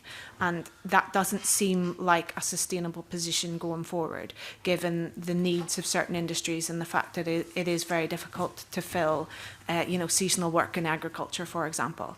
I think we would need to have to reconsider how our immigration works to allow low-skilled workers through if we are going to have a complete cessation of free movement of people. Okay, I'll take Jim Savage, then Professor Mitchell. Thank you, Convener. I'd echo the points my colleagues have made and add 2 extra points as well. The first one, I think, is to focus on higher education as well, and some of the challenges they may face in terms of being able to secure and attract international students and also staff in terms of their long-term plans. And I think some of the concerns they've expressed quite clearly about some of the inhibition that may be there. I'd also link the point of migration and immigration back through to the discussion on structural funds. So my understanding is that a lot of the economic growth we've had in recent years has been based on migration and immigration, not on productivity increases. If we are going to restrict and inhibit the influx of population coming into Scotland, and at the same time there's questions in terms of structural funds which are there to support youth employment, employability, business support, the questioning comes about how we're going to actually support our existing workforce and community to be able to increase productivity, to increase economic growth as well. And it feels as though we could end up actually impacting on 2 sides of the agenda, which would have a negative economic impact. So we really need to choose in terms of actually, do we want to sustain and increase migration, or do we want to sustain and increase investment into our existing communities to increase their productivity? Okay, thank you. Professor Mitchell? I wonder whether we should put the migration issue into its broader context of citizenship rights. EU citizenship has been a developing concept, and that covers a panoply of rights, which includes freedom of movement, which is vitally important for the reasons that have been articulated, but also access to services. There's another very important point, and that is voting rights. EU citizens have right to vote local elections. Will that continue to be the case? So I think it's best to try to broaden this out and to conceive of it in terms of the citizenship rights. Is it possible to conceive of changes and the loss of some rights that currently exist for citizens while others would be maintained? Some of these decisions are in the gift of this Parliament, can be decided by this Parliament, some by UK Parliament, but I do think it would be best to broaden this out. Freedom of movement is fundamental, but you can have freedom of movement but with very limited rights, the kind of notion of Gastarbeiter and so on and so forth, which the EU has fought very hard against. I think it would be very worrying if we simply allowed migrant workers to come here but to have limited citizenship rights. Okay, so Ruth, do you want to follow up on that? Yeah, thank you for those answers. I suppose first off I'd want to say this, just beyond sad to hear of people leaving because they don't feel welcome, but taking on board what you've said about citizenship rights as well, though, I'd like to ask Councillor O'Neill, if COSLA are planning that you know, this is going ahead and involved, what planning have they done, or have you done any work about, I suppose thinking specifically about the care sector, where we know there are lots of workers from elsewhere working with us, how those gaps might be plugged if these people left? There'll be a lot of that work going on at individual local authority level. I mean, what the earlier session was talking about long-term financial planning, long-term workforce planning, but they will be at a relatively early stage with that, because like everyone else, we were taken by surprise with the result of the referendum. Maybe the lesson is don't have referendums. We might not get unity in that particular suggestion, so. Councillor O'Neill, but Mr Savage is a local authority. Skip on the very last point and come back to the Bonton scenarios, if I may. I certainly, just to illustrate, I've been active involved in a conversation myself in my authority area in the North East this week, involving the local authorities, involving the Chamber of Commerce, involving the local college and the universities, in terms of how we develop clearer pathways to employment from a career point of view and into care, and also into sort of early years and childcare. So really clear understanding that there is a gap in terms of provision, in terms of workforce there, and a very joined-up approach in terms of looking about how we do it. It reinforces my early point that actually we can develop those scenarios, but we also need certainty in terms of funding, be it European, sort of UK or national, to be able to have confidence and assurance to then invest in terms of implementing those changes from a joined-up sector as well. Helen Martin, yes? I think just on this point, I think it is important to think about what the opportunity is as well here, because if we are leaving the European Union, then we should be able to use procurement in a way to improve workforce standards, particularly in social care, and drive up terms and conditions for staff, which I think should actually help attract people into the sector and keep a sustainable workforce, because at present the way social care functions is just, it's simply unacceptable, and there needs to be a drive for the living wage and good quality terms and conditions, and perhaps there'll be more tools to do that in the future. Okay, thank you. Stuart Black, did you want to come in? Because you're I forgot your other existence, other Highland Islands European Partnership. You're Director of Development and Infrastructure at Highland Council. So has your local authority done some of the planning work that I think Ruth McGuire quite appropriately asked about? Very similar to what Mr Savage was outlining. We've done some work with our community planning partners, which include NHS Highland and UHI. So we have looked at this. It's a real challenge. I think other sectors that we haven't mentioned, construction is another one. So we also have a city region deal, as does Aberdeen and Aberdeenshire, with significant construction work, and already works occurring on projects like the A9. So there is a big concern about this. I think in terms of some of our remoter communities, migrant labour has been really important to these communities, and there's a dearth of young people, so it would be in many instances a requirement to attract young people from elsewhere in Scotland to go and live in those communities to sustain some of these facilities that have been talked about, and that again poses a challenge when we've got a shifting demographic towards an older population. Okay, thank you. Ruth McGuire, do you want to come back and some of that? No, thank you for those answers. I'm going to take you in next, Mr Whiteman. Can I just point out that I didn't know this, but the clerks have helpfully informed me that the European Committee is taking evidence tomorrow morning on citizenship rights of European citizens within Scotland, looking at it in the round, Professor Mitchell, which I think is something we would all welcome. But I'm just also wondering, Councillor Neil, because the more I hear the discussions going on, the more it seems frustrating would be the most mild way of putting it, that there's quite detailed discussions with COSLA and other local authority partners on a UK level with the UK Brexit Minister, but STUC really not so much in the context of citizenship and rights in the Scottish Government, also not so much. Do we have to maybe just kind of reconfigure the debate a little bit? And I don't hate the platitudes that Theresa May about a red, white and blue Brexit and all that. So when I talk about Team Scotland, I really don't mean it as a platitude. I mean it as a coordinated civic and governmental approach to what Brexit looks like in Scotland. Do we have to do more of that and reconfigure our approach? And what, Councillor O'Neill, I've name-checked you, so I'm interested to know your thoughts in relation to that, but also the other witnesses as well. I think that the concept of Team Scotland is a good one, but so is the concept of Team UK a good one. That's where the primary negotiations are going to be taking place. I think perhaps thinking about it a wee bit more, perhaps part of the reason also that we're having a better degree of success than the likes of the STUC, not only working with the other 3 associations, but we are working very closely with David Mandel and his office, and we are getting a very good service from there. And there might be some benefit in trying that route.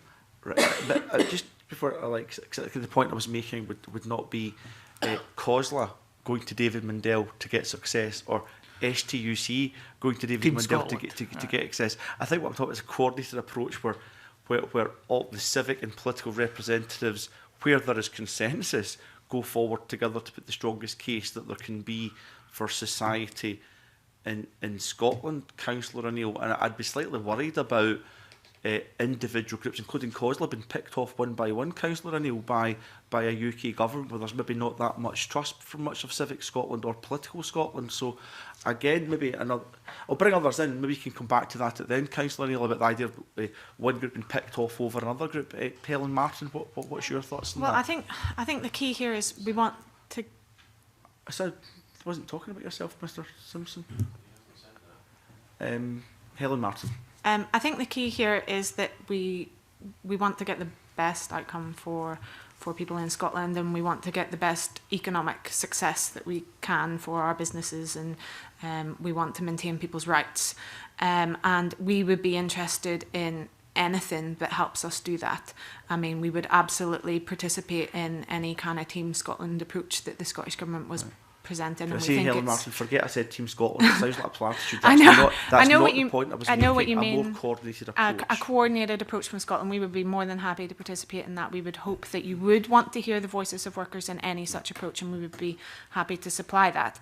I don't think that would preclude any work that we were doing elsewhere. We would still make direct approaches to the UK government. We would still work with the TUC. We would still want to do things with the Irish Congress of Trade Unions as well. We would continue our work in lots of different areas, because our main aim is to try and defend the rights of Scottish workers, and we will use whatever tool we can to do that. But we would be more than happy to support the Scottish Government's work. Okay, so just about the questions more about a more coordinated approach at a Scottish level. With any other witnesses have got any reflections on that before we move to our next question? I will take you back in at the end.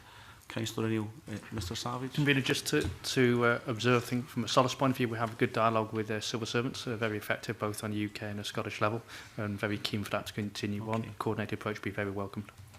Okay. Stuart Black. I think another group that haven't been mentioned is the third sector. Often, in terms of the European Social Fund in particular, it's voluntary organisations and social economy organisations that are delivering those projects on behalf of local government. So I think that's an important grouping that we need to be considered, and they're represented on the Programme Management Committee that I sit on, Monitoring Committee, sorry, and they're regularly looking for more input to this process.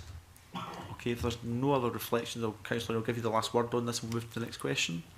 I am also a trade unionist, a member of community. Spheres of government don't have a monopoly in good ideas. Should we be engaging with others? Absolutely. Would it be a good idea to do it in a coordinated way? Absolutely. Okay, it's a good way to end that particular line of questioning. Mr Whiteman. Thank you, Convener. I want to ask a question about EU legislation, but before I do that, I just wanted a point of clarification from Councillor O'Neill in regard to the European Charter of Local Self-Government. I mean, is the one question around implementing a provision of that, which is to recognise local government in the Constitution, and that there are issues around that, and that's been dealt with. But when you talk about transposing, are you talking about incorporating it into Scots law, such that that treaty becomes justiciable in Scotland? Yes. Okay, yes. That's useful to clarify. On EU legislation, you make a number of points in the COSLA paper, and Professor Mitchell refers to these as well, around European legislation, which is now very extensive, of course, in regard to environmental protections, consumer protection, trading standards, how much noise lawnmowers make, etc.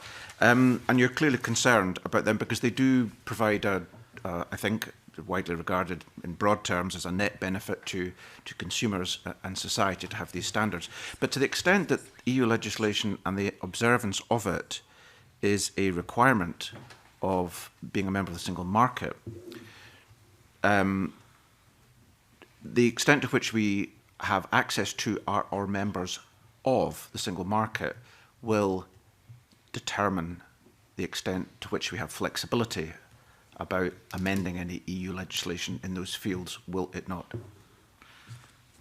Professor, only because I saw Professor Mitchell nodding his head first.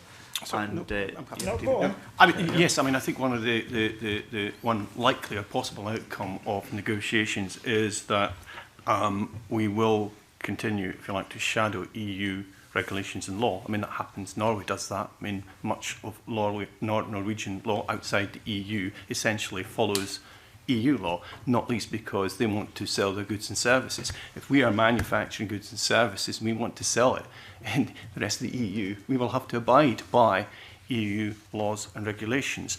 There's also the other part that you mentioned, that some of these are very attractive.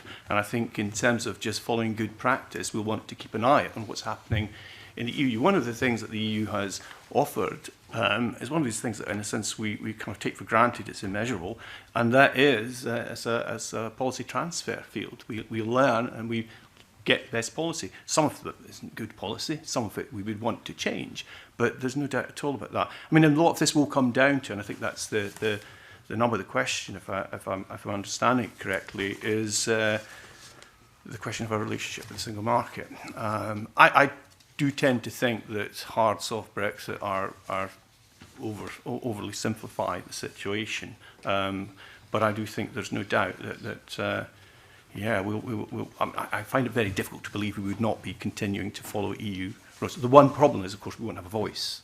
We won't have a voice in any of that if we're outside it. But we will have to follow it if we want to sell our goods and services, whether we're in the single market or not, frankly. Okay, Councillor Neil, do you want to add to that? I agree wholeheartedly with the Professor. He's said it much more eloquently than I could. However, being a politician, I can't help but have a soundbite. This must not become a race to the bottom. Okay. And being a politician, I'm going to resist the temptation of asking more about that. Mr Whiteman, it's your line of questioning. Briefly, yes, I mean, from a local government perspective, with the duties that local government has on trading standards, environment and all the rest of it, and with broader legislative requirements around, for example, procurement, is there a line to be drawn between those EU regulations and laws that are mandatory in terms of if you wish to have access and or membership of the single market, and those which are not? I'm thinking, for example, of procurement. If we were, let's say, continue to be a member of the single market, would we be able to change our procurement legislation to, for example, try and enhance and support local economies more? Or would that be in breach? Because it's not about arguably selling things, or arguably it is, it's about buying things, so others are selling to us. Okay, who would like to respond to that, Councillor Neil? I can tell you what local government's ambition would be. As to whether we can actually achieve it or not, I don't know. But localism should mean that through procurement we could do more in the way of local purchasing. Some of us sitting round about this table are old enough to remember the days of when the Clyde used to build the world's ships. It builds very few ships now. CalMac's fleet, by and large, comes from abroad. Our fishery protection vessels come from abroad. Should we be able to do something about local procurement for our industries to help local business? We have an ambition that is the case. As to whether it can be achieved or not, I don't know. Okay, other thoughts and opportunities, Professor Mitchell? Yeah, I mean, I think one has to go back to the origins of the single market and the debates leading up to 1992. And it was conceived of, and continues to be conceived of, as trying to achieve a level playing field. And I think if you were to change that and to advantage the UK as perceived by EU27, you would be in difficulty. In other words, if we thought we could amend the procurement regulations or any others in a way that might make it cheaper, easier to sell inside the single market, that would be objected to. I think one of the things that I find slightly odd about much of the debate post-referendum on Brexit is the assumption in the UK that it's a decision for us. This is a negotiation. The EU27 will all have, each individually will have a vote and a say in this, and their interests will have to be taken into account. And I think it's important to try and understand how would they respond to a requirement, a demand, a request, whatever, because it's really only a request, for giving the UK some advantage. It's just a non-starter. So I suspect we will be in a position where we will continue, if we want to have access to that single market, to follow current single market rules and regulations without the voice into the future. That would be my take on it. Ellen Martin, did you want to comment on any of that? Yeah, I mean, I think this is really the crux of the debate. Like, what are we going to negotiate? How much wiggle room are we going to have for the acquis communautaire? And I think there is a realpolitik here, and there are moments when that'll work against us, and you cite one, which is procurement, but there are equally times when it might potentially protect workers. And I'm thinking about, you know, all the workers' rights that come from Europe. I think questions of the status of the ECJ are very interesting, whether or not we'll have to abide by their rulings, what the mechanism will be for enforcement within the UK. Will we model and have our own court like EFTA does? Will it be more like what Switzerland does? How will that work? And I think that's very important, and it's very important for us as trade unionists, because the ability to take cases to the ECJ and the fact that UK courts have to follow ECJ rulings is very, very important for defending workers' rights and keeping progress going. So questions of how that system actually works in practice are extremely important. Do any other witnesses have a comment to make on that, Mr Savage? I think if I could, two observations. Looking at the whole legislative framework that we may have to work through to decide whether to stay or to change what we have, I think it's going to be a very complex task. And my thought would be one of thinking about the unintended consequences one have in terms of making sometimes simplistic choices about it. I use procurement to illustrate it. Many authorities have got a very strong focus in terms of wanting to procure as locally as possible to stimulate their local economy. It's a well-worn path to go on. But at the same time as wanting to support those local businesses, we also want them to, by buying locally, we want them to be successful nationally and internationally as well, which means they have to compete in someone else's turf as well. So if we start closing down things too much, we potentially inhibit the ability for companies to grow as well. And that's what I think is a spectrum we have to work on. We use social clauses very extensively to try to encourage businesses to look to invest in local supply chain, apprenticeships, etc. If you make an absolute whereby you will only buy from local companies, then my question is about how that starts to have an effect on the supply chain, which you may not intend to as well. We do want to encourage, say, companies to be able to be successful nationally and internationally, and not just outwith of local authority spending, but just in companies wanting to trade in their own rights in other markets as well. So I think some thought around sort of where we wish to get to is very interesting. I'll make a final point linking to state aid. If I think we start to intervene within legislation, the way that it starts to sort of see the hand of the public sector come in to sort of determine it to take more in terms of how we expect companies to do business, that may also impact the extent to which private sector starts to expect the public sector to pick up the bill for investment in infrastructure and growth, rather than what state aid tries to encourage, which is more balanced economy, whereby there's a balance of public and private investment going on as well. So part of the unintended consequence of choosing local could be a pressure on the public sector purse to have to pick up more of the tab compared to that we do at the moment. Mr Black? Yeah, so it's actually the state aid point I was going to raise, and just as highlighted in issues around, for example, very local transport services in parts of the remoter parts of the Highlands, or ferry services to the islands.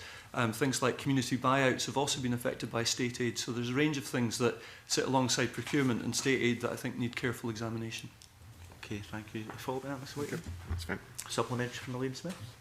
Actually, convener, I think most of it's been covered, because I was actually wanting to ask about what opportunities there might be, specifically given that Councillor O'Neill had mentioned the use of local provisions. But could I just maybe ask Stuart Black what his view would be then on, you mentioned ferries, so on an issue like CalMac, for example, Scottish Government have made the point, it's been disputed in some ways, but they made the point that it was European legislation that was meaning that it had to be tendered. So would you see it an advantage moving forward that might be something that wouldn't have to be done in future? Well, I guess that's for government to decide in terms of the legislation going forward, but certainly state aid does tend to get involved in very micro things. I've got examples of small community organisations running cafes and restaurants and things like that where state aid can come into play. So I think there's a range of opportunities to look at some of these things and think, are they proportionate? Can they be changed? Is there scope for more flexibility around them? Just as we would like to look at procurement. So I suppose the point I'm trying to make is that there might be opportunities rather than just disadvantages. That's something that has to be considered. Kenny Gibson. Thank you very much, Convener. First of all, I'd point out to Councillor Neil that the 2 new ferries being built by CalMac are being built in Port Glasgow, Ferguson Marine. £97 million investment, 125 jobs preserved, 101 new jobs, and of course the £12.3 million Katrina went in service on the 26th of September. But I think, you know, what we need to talk about basically is, can we have our cake and eat it? And I think the answer is no. We can't possibly withdraw from the single market but expect to have all the benefits of access to it.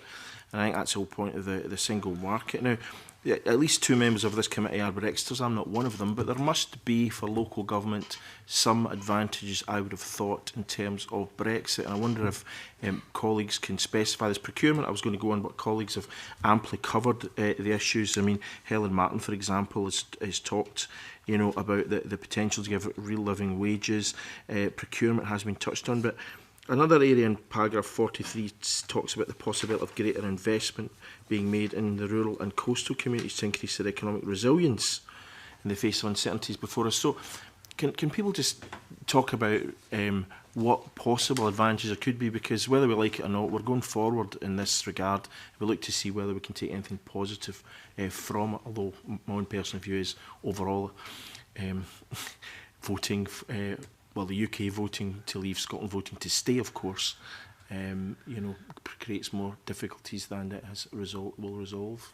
So irrespective of where people stood on Yes. Leave or Remain, what are the opportunities that do present themselves just now that perhaps we haven't quite explored yet? Yeah, that's it. And that shall come here. Yeah. There's an old term that used to be called a SWOT analysis: strengths, weaknesses, opportunities and threats, and we should be engaging in that process right now.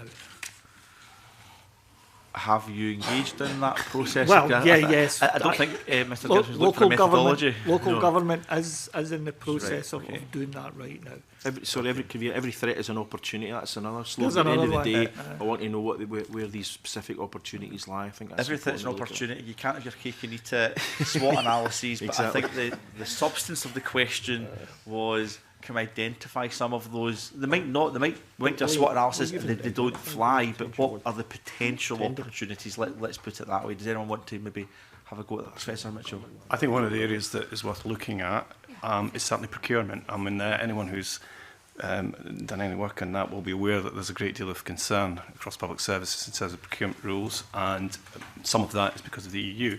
I think it's possible to give a detailed answer on it at this stage, but it's certainly one of the areas I would begin to focus on.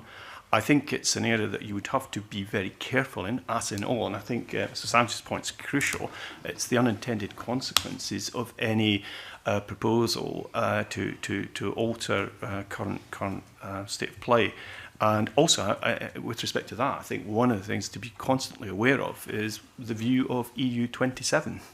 Because it may well work to the advantage locally, whether that locally is local authority level or lower, or indeed Scottish level or UK level, but it may mean that it is difficult to access EU. So I think, again, you know, the notion that we've left the EU is a misnomer. The EU is still there. It's still going to influence what we do. So take that into account as you move forward. But procurement, to me, is, given that there are so many concerns around procurement, an area that you need to go into in great detail. There will be other areas, but that's the one that jumps out at me as an area where there's opportunities to grasp. Okay, Mr. Savage, yes? Maybe slightly parochially, but I think the opportunities may come forward on a sector-by-sector basis as well, and clearly that's going to be a different picture across different parts of the country. And so from a northeast point of view, looking at the fishing industry at the moment, clearly negotiations going on overnight in terms of current quotas, but clearly sort of that sector and that community voted in particular pattern, as we understand it, in terms of their views in terms of Brexit.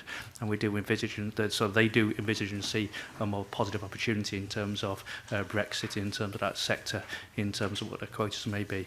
In a broader sense, again, into the unintended consequences of huge dynamic yet to be worked through in terms of how the market may change completely. But we do think from a business point of view, it's going to be a sector by sector, area by area point of view. my second point of one of the upside in the opportunity, it's clearly stimulated a lot of thinking and consideration without being too simplistic about it, about what the different scenarios are, long-term plans are that each area and each community needs to have and sharpen up at this point in time. So I thought I was sitting with existing plans in terms of school roles, house building, what services provided in the future. Those are all now coming into sharp focus to get us to reappraise those and consider what the different options may be as well. We may not have done that quite so diligently or as effectively without Brexit coming forward to actually stimulate that consideration now. So that has to be an upside. Okay, thank you. Helen Martin, did you want to come in? I mean, I think it is right to think about the opportunities, and from our point of view, this is an opportunity to reshape our economy, to think about how it is that we give workers better protections in the workplace, how it is that we maybe redesign workplace democracy to ensure that the workers' voice is heard better and that we get better outcomes in businesses. But I think we have to be alive to the fact that there are a lot of challenges here.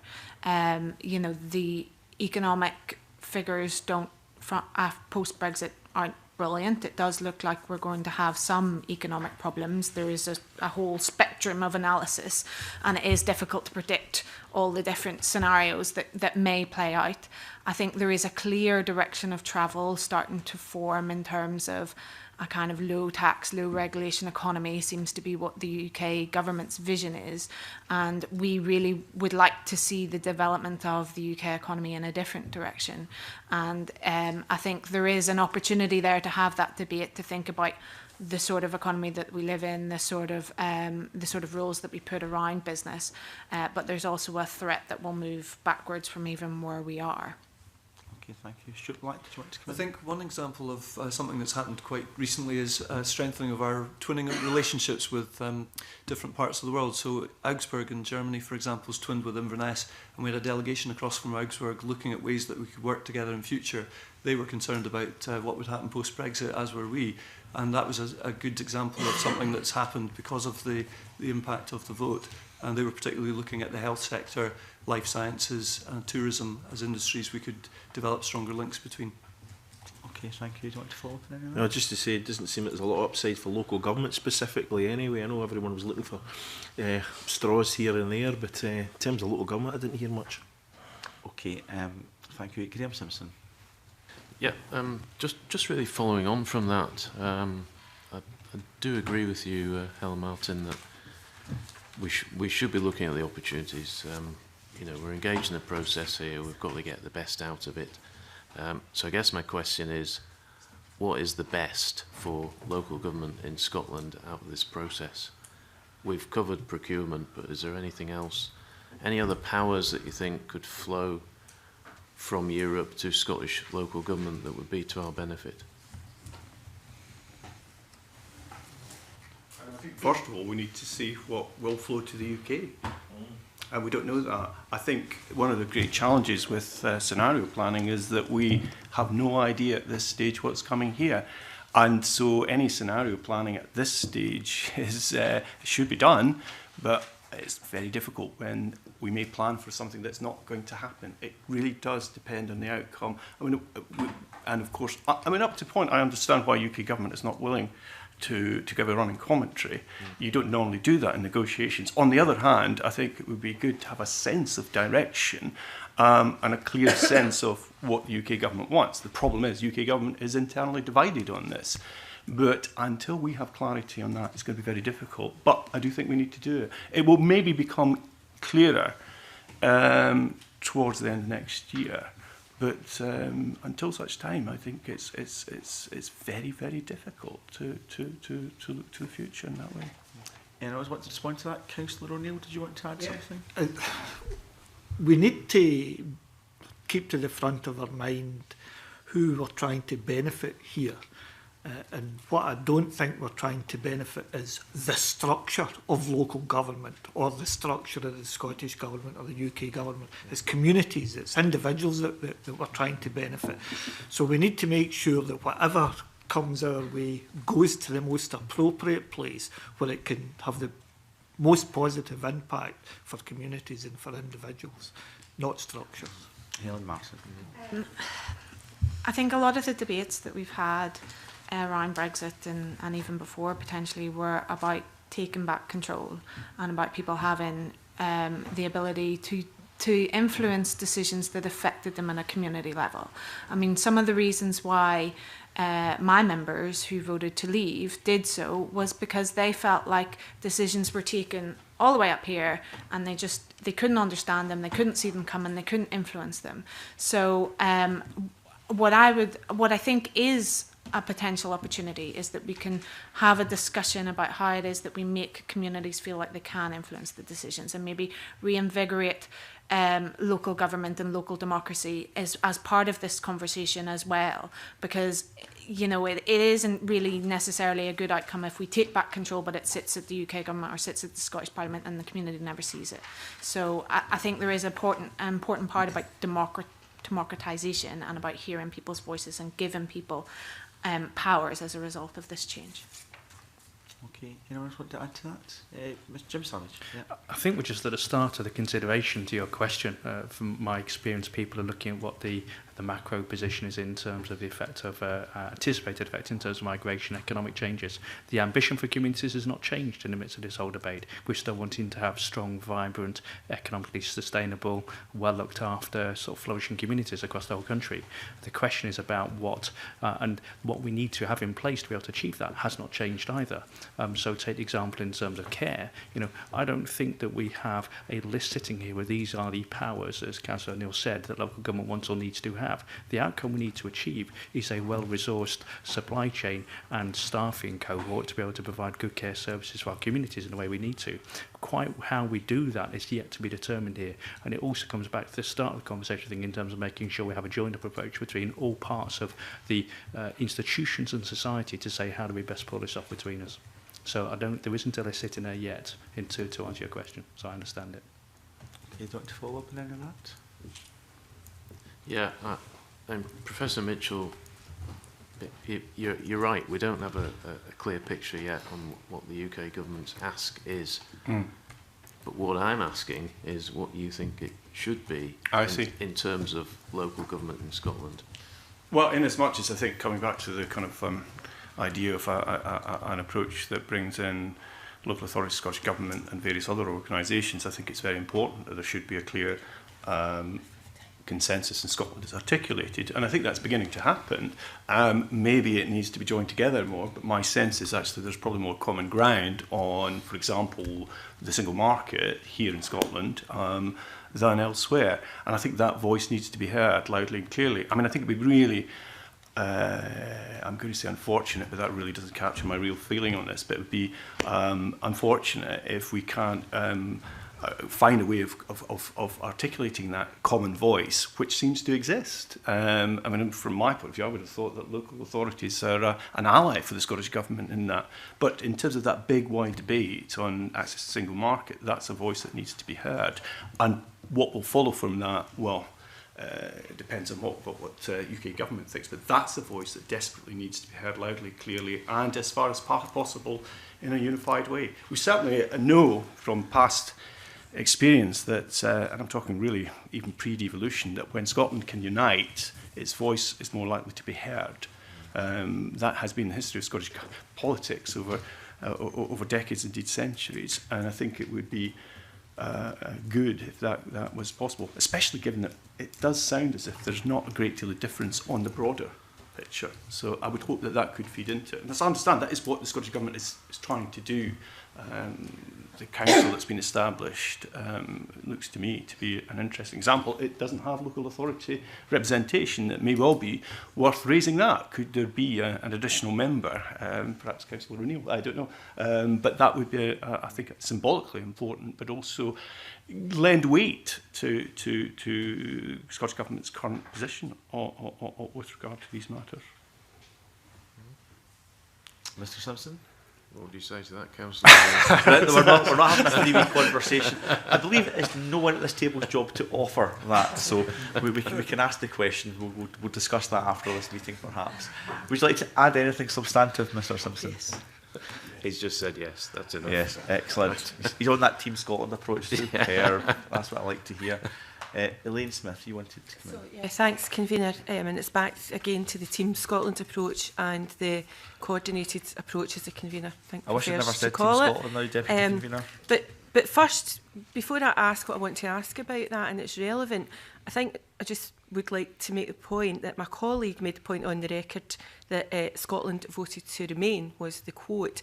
But I think that we have to be careful with that because, yes, the majority of people who voted in Scotland voted to remain, but not the majority of the population of Scotland, and there has to be some recognition of that. Certainly, I do it from a perspective, as Kenny pointed out, that I was someone who voted to leave from a Lexit point of view, a left exit point of view. So I make that, I put that out there, obviously, that was where I was coming from.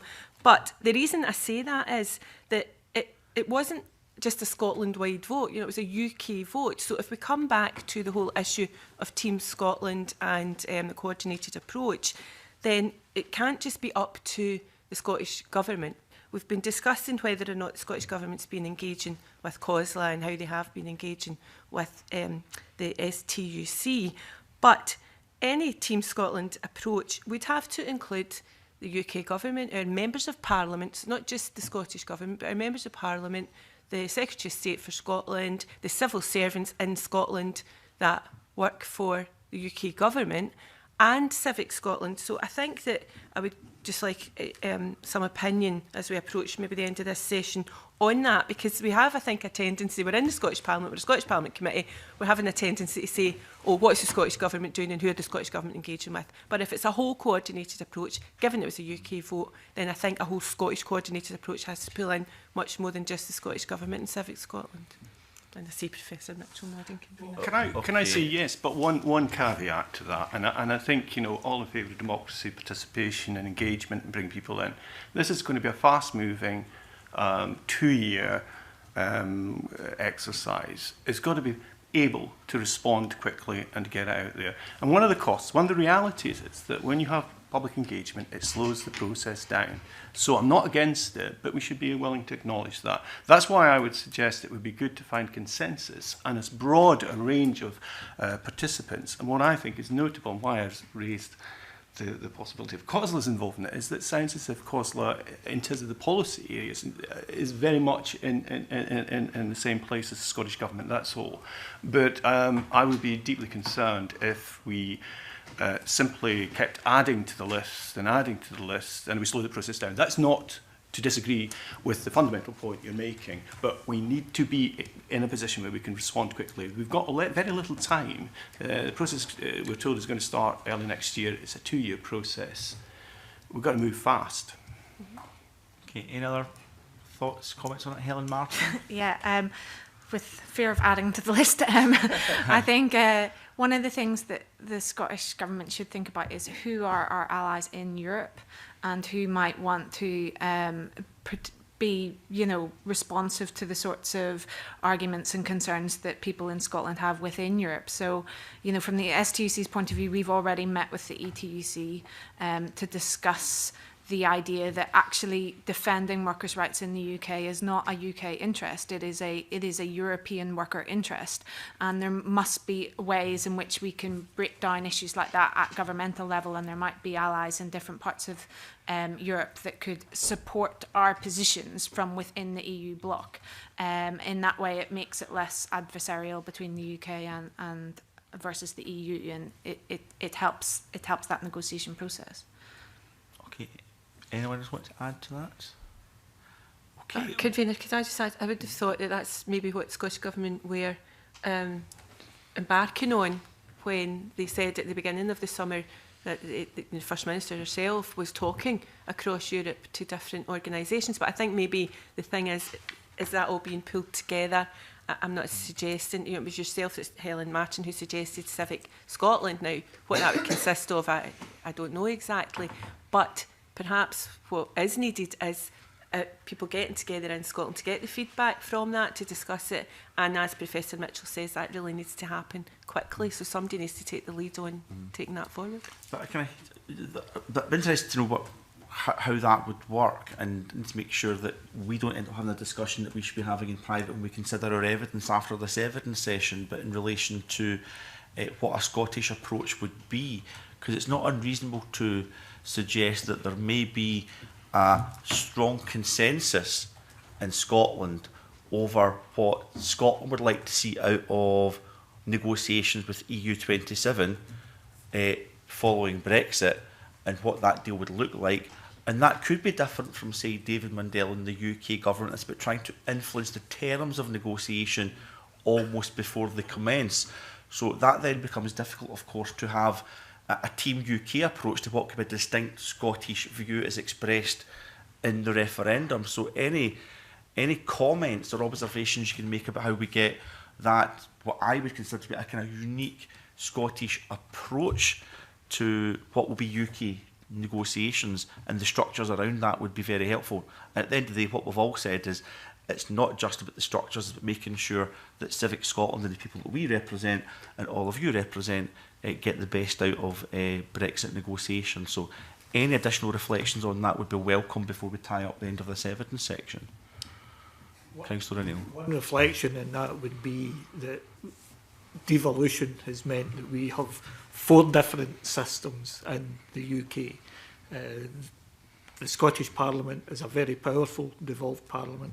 The Welsh Assembly getting some additional powers, but it's a different set of competencies. And the Northern Ireland Assembly, different again than what remains in the UK. So it's right and proper that we should be dealing with this both in a UK and a devolved sense. And that's very helpful. Any other reflections before we kind of move towards the end of this evidence session, Professor Mitchell? The thing I would say is that one of the reasons the Scottish Parliament was established was to be the voice of Scotland and to draw in from Civic Scotland opinion. And in a sense, I'm tempted to throw this back at the Parliament, to you and other members of the Parliament, to find a way of doing that and to articulate that. We are not in a position to do that, but the Parliament is. Obviously, the Parliament, as a form of representative democracy, has a role here, but it has to acknowledge, and I think the Parliament's had a very good record since its establishment in drawing in voices. But perhaps, I don't know, the committee of conveners could get together and find a forum, a means of drawing on that. You're looking at this. You mentioned another committee's looking tomorrow. I think one of the dangers, and it's a danger I've often referred to with parliaments, is that there's a lot of work gets done in silos, in committee silos, and somehow trying to bring that together and to articulate that common Scottish voice would be useful. Okay, any additional comments? Helen Martin, would you like to add anything? Yeah, I think it's just good to remember that yes, we want to pursue a Scottish coordinated approach, but that can be supported by other parts of the UK, and you know the Northern Irish Assembly is an obvious ally, particularly on freedom of movement issues. The TUC is an obvious ally as well, particularly around workers' rights, and you know there are times when remembering other interests within the UK will make us stronger, and I think it's important to do that. I think that's very helpful. Stuart Black, did you want to add anything? Just a minor point about the regional dimension as well. Highlands and Islands is an area that's benefited over a long time from European funds. So I think in an attempt to gain voices across the country, we'd also need to make sure that we hear those voices from the north of Shetland, the west of Lewis, and places further afield than the Central Belt. Yeah, point well made. Mr. Savage, you're welcome to make some additional. Okay, I think we are moving towards the end of the evidence session. I think there's perhaps some comfort we can give Professor Mitchell and others that we are looking at this at various committees in the Scottish Parliament. Some of the things that we haven't raised here will be dealt with at other committees, but understandably we've tried to focus as much as possible on local government, and we will take stock of the evidence we've heard today, and we'll hope to have a coordinated approach across the parliamentary committees. Thank you everyone for giving evidence this morning, and we now, as previously agreed, move into private session. Thank you.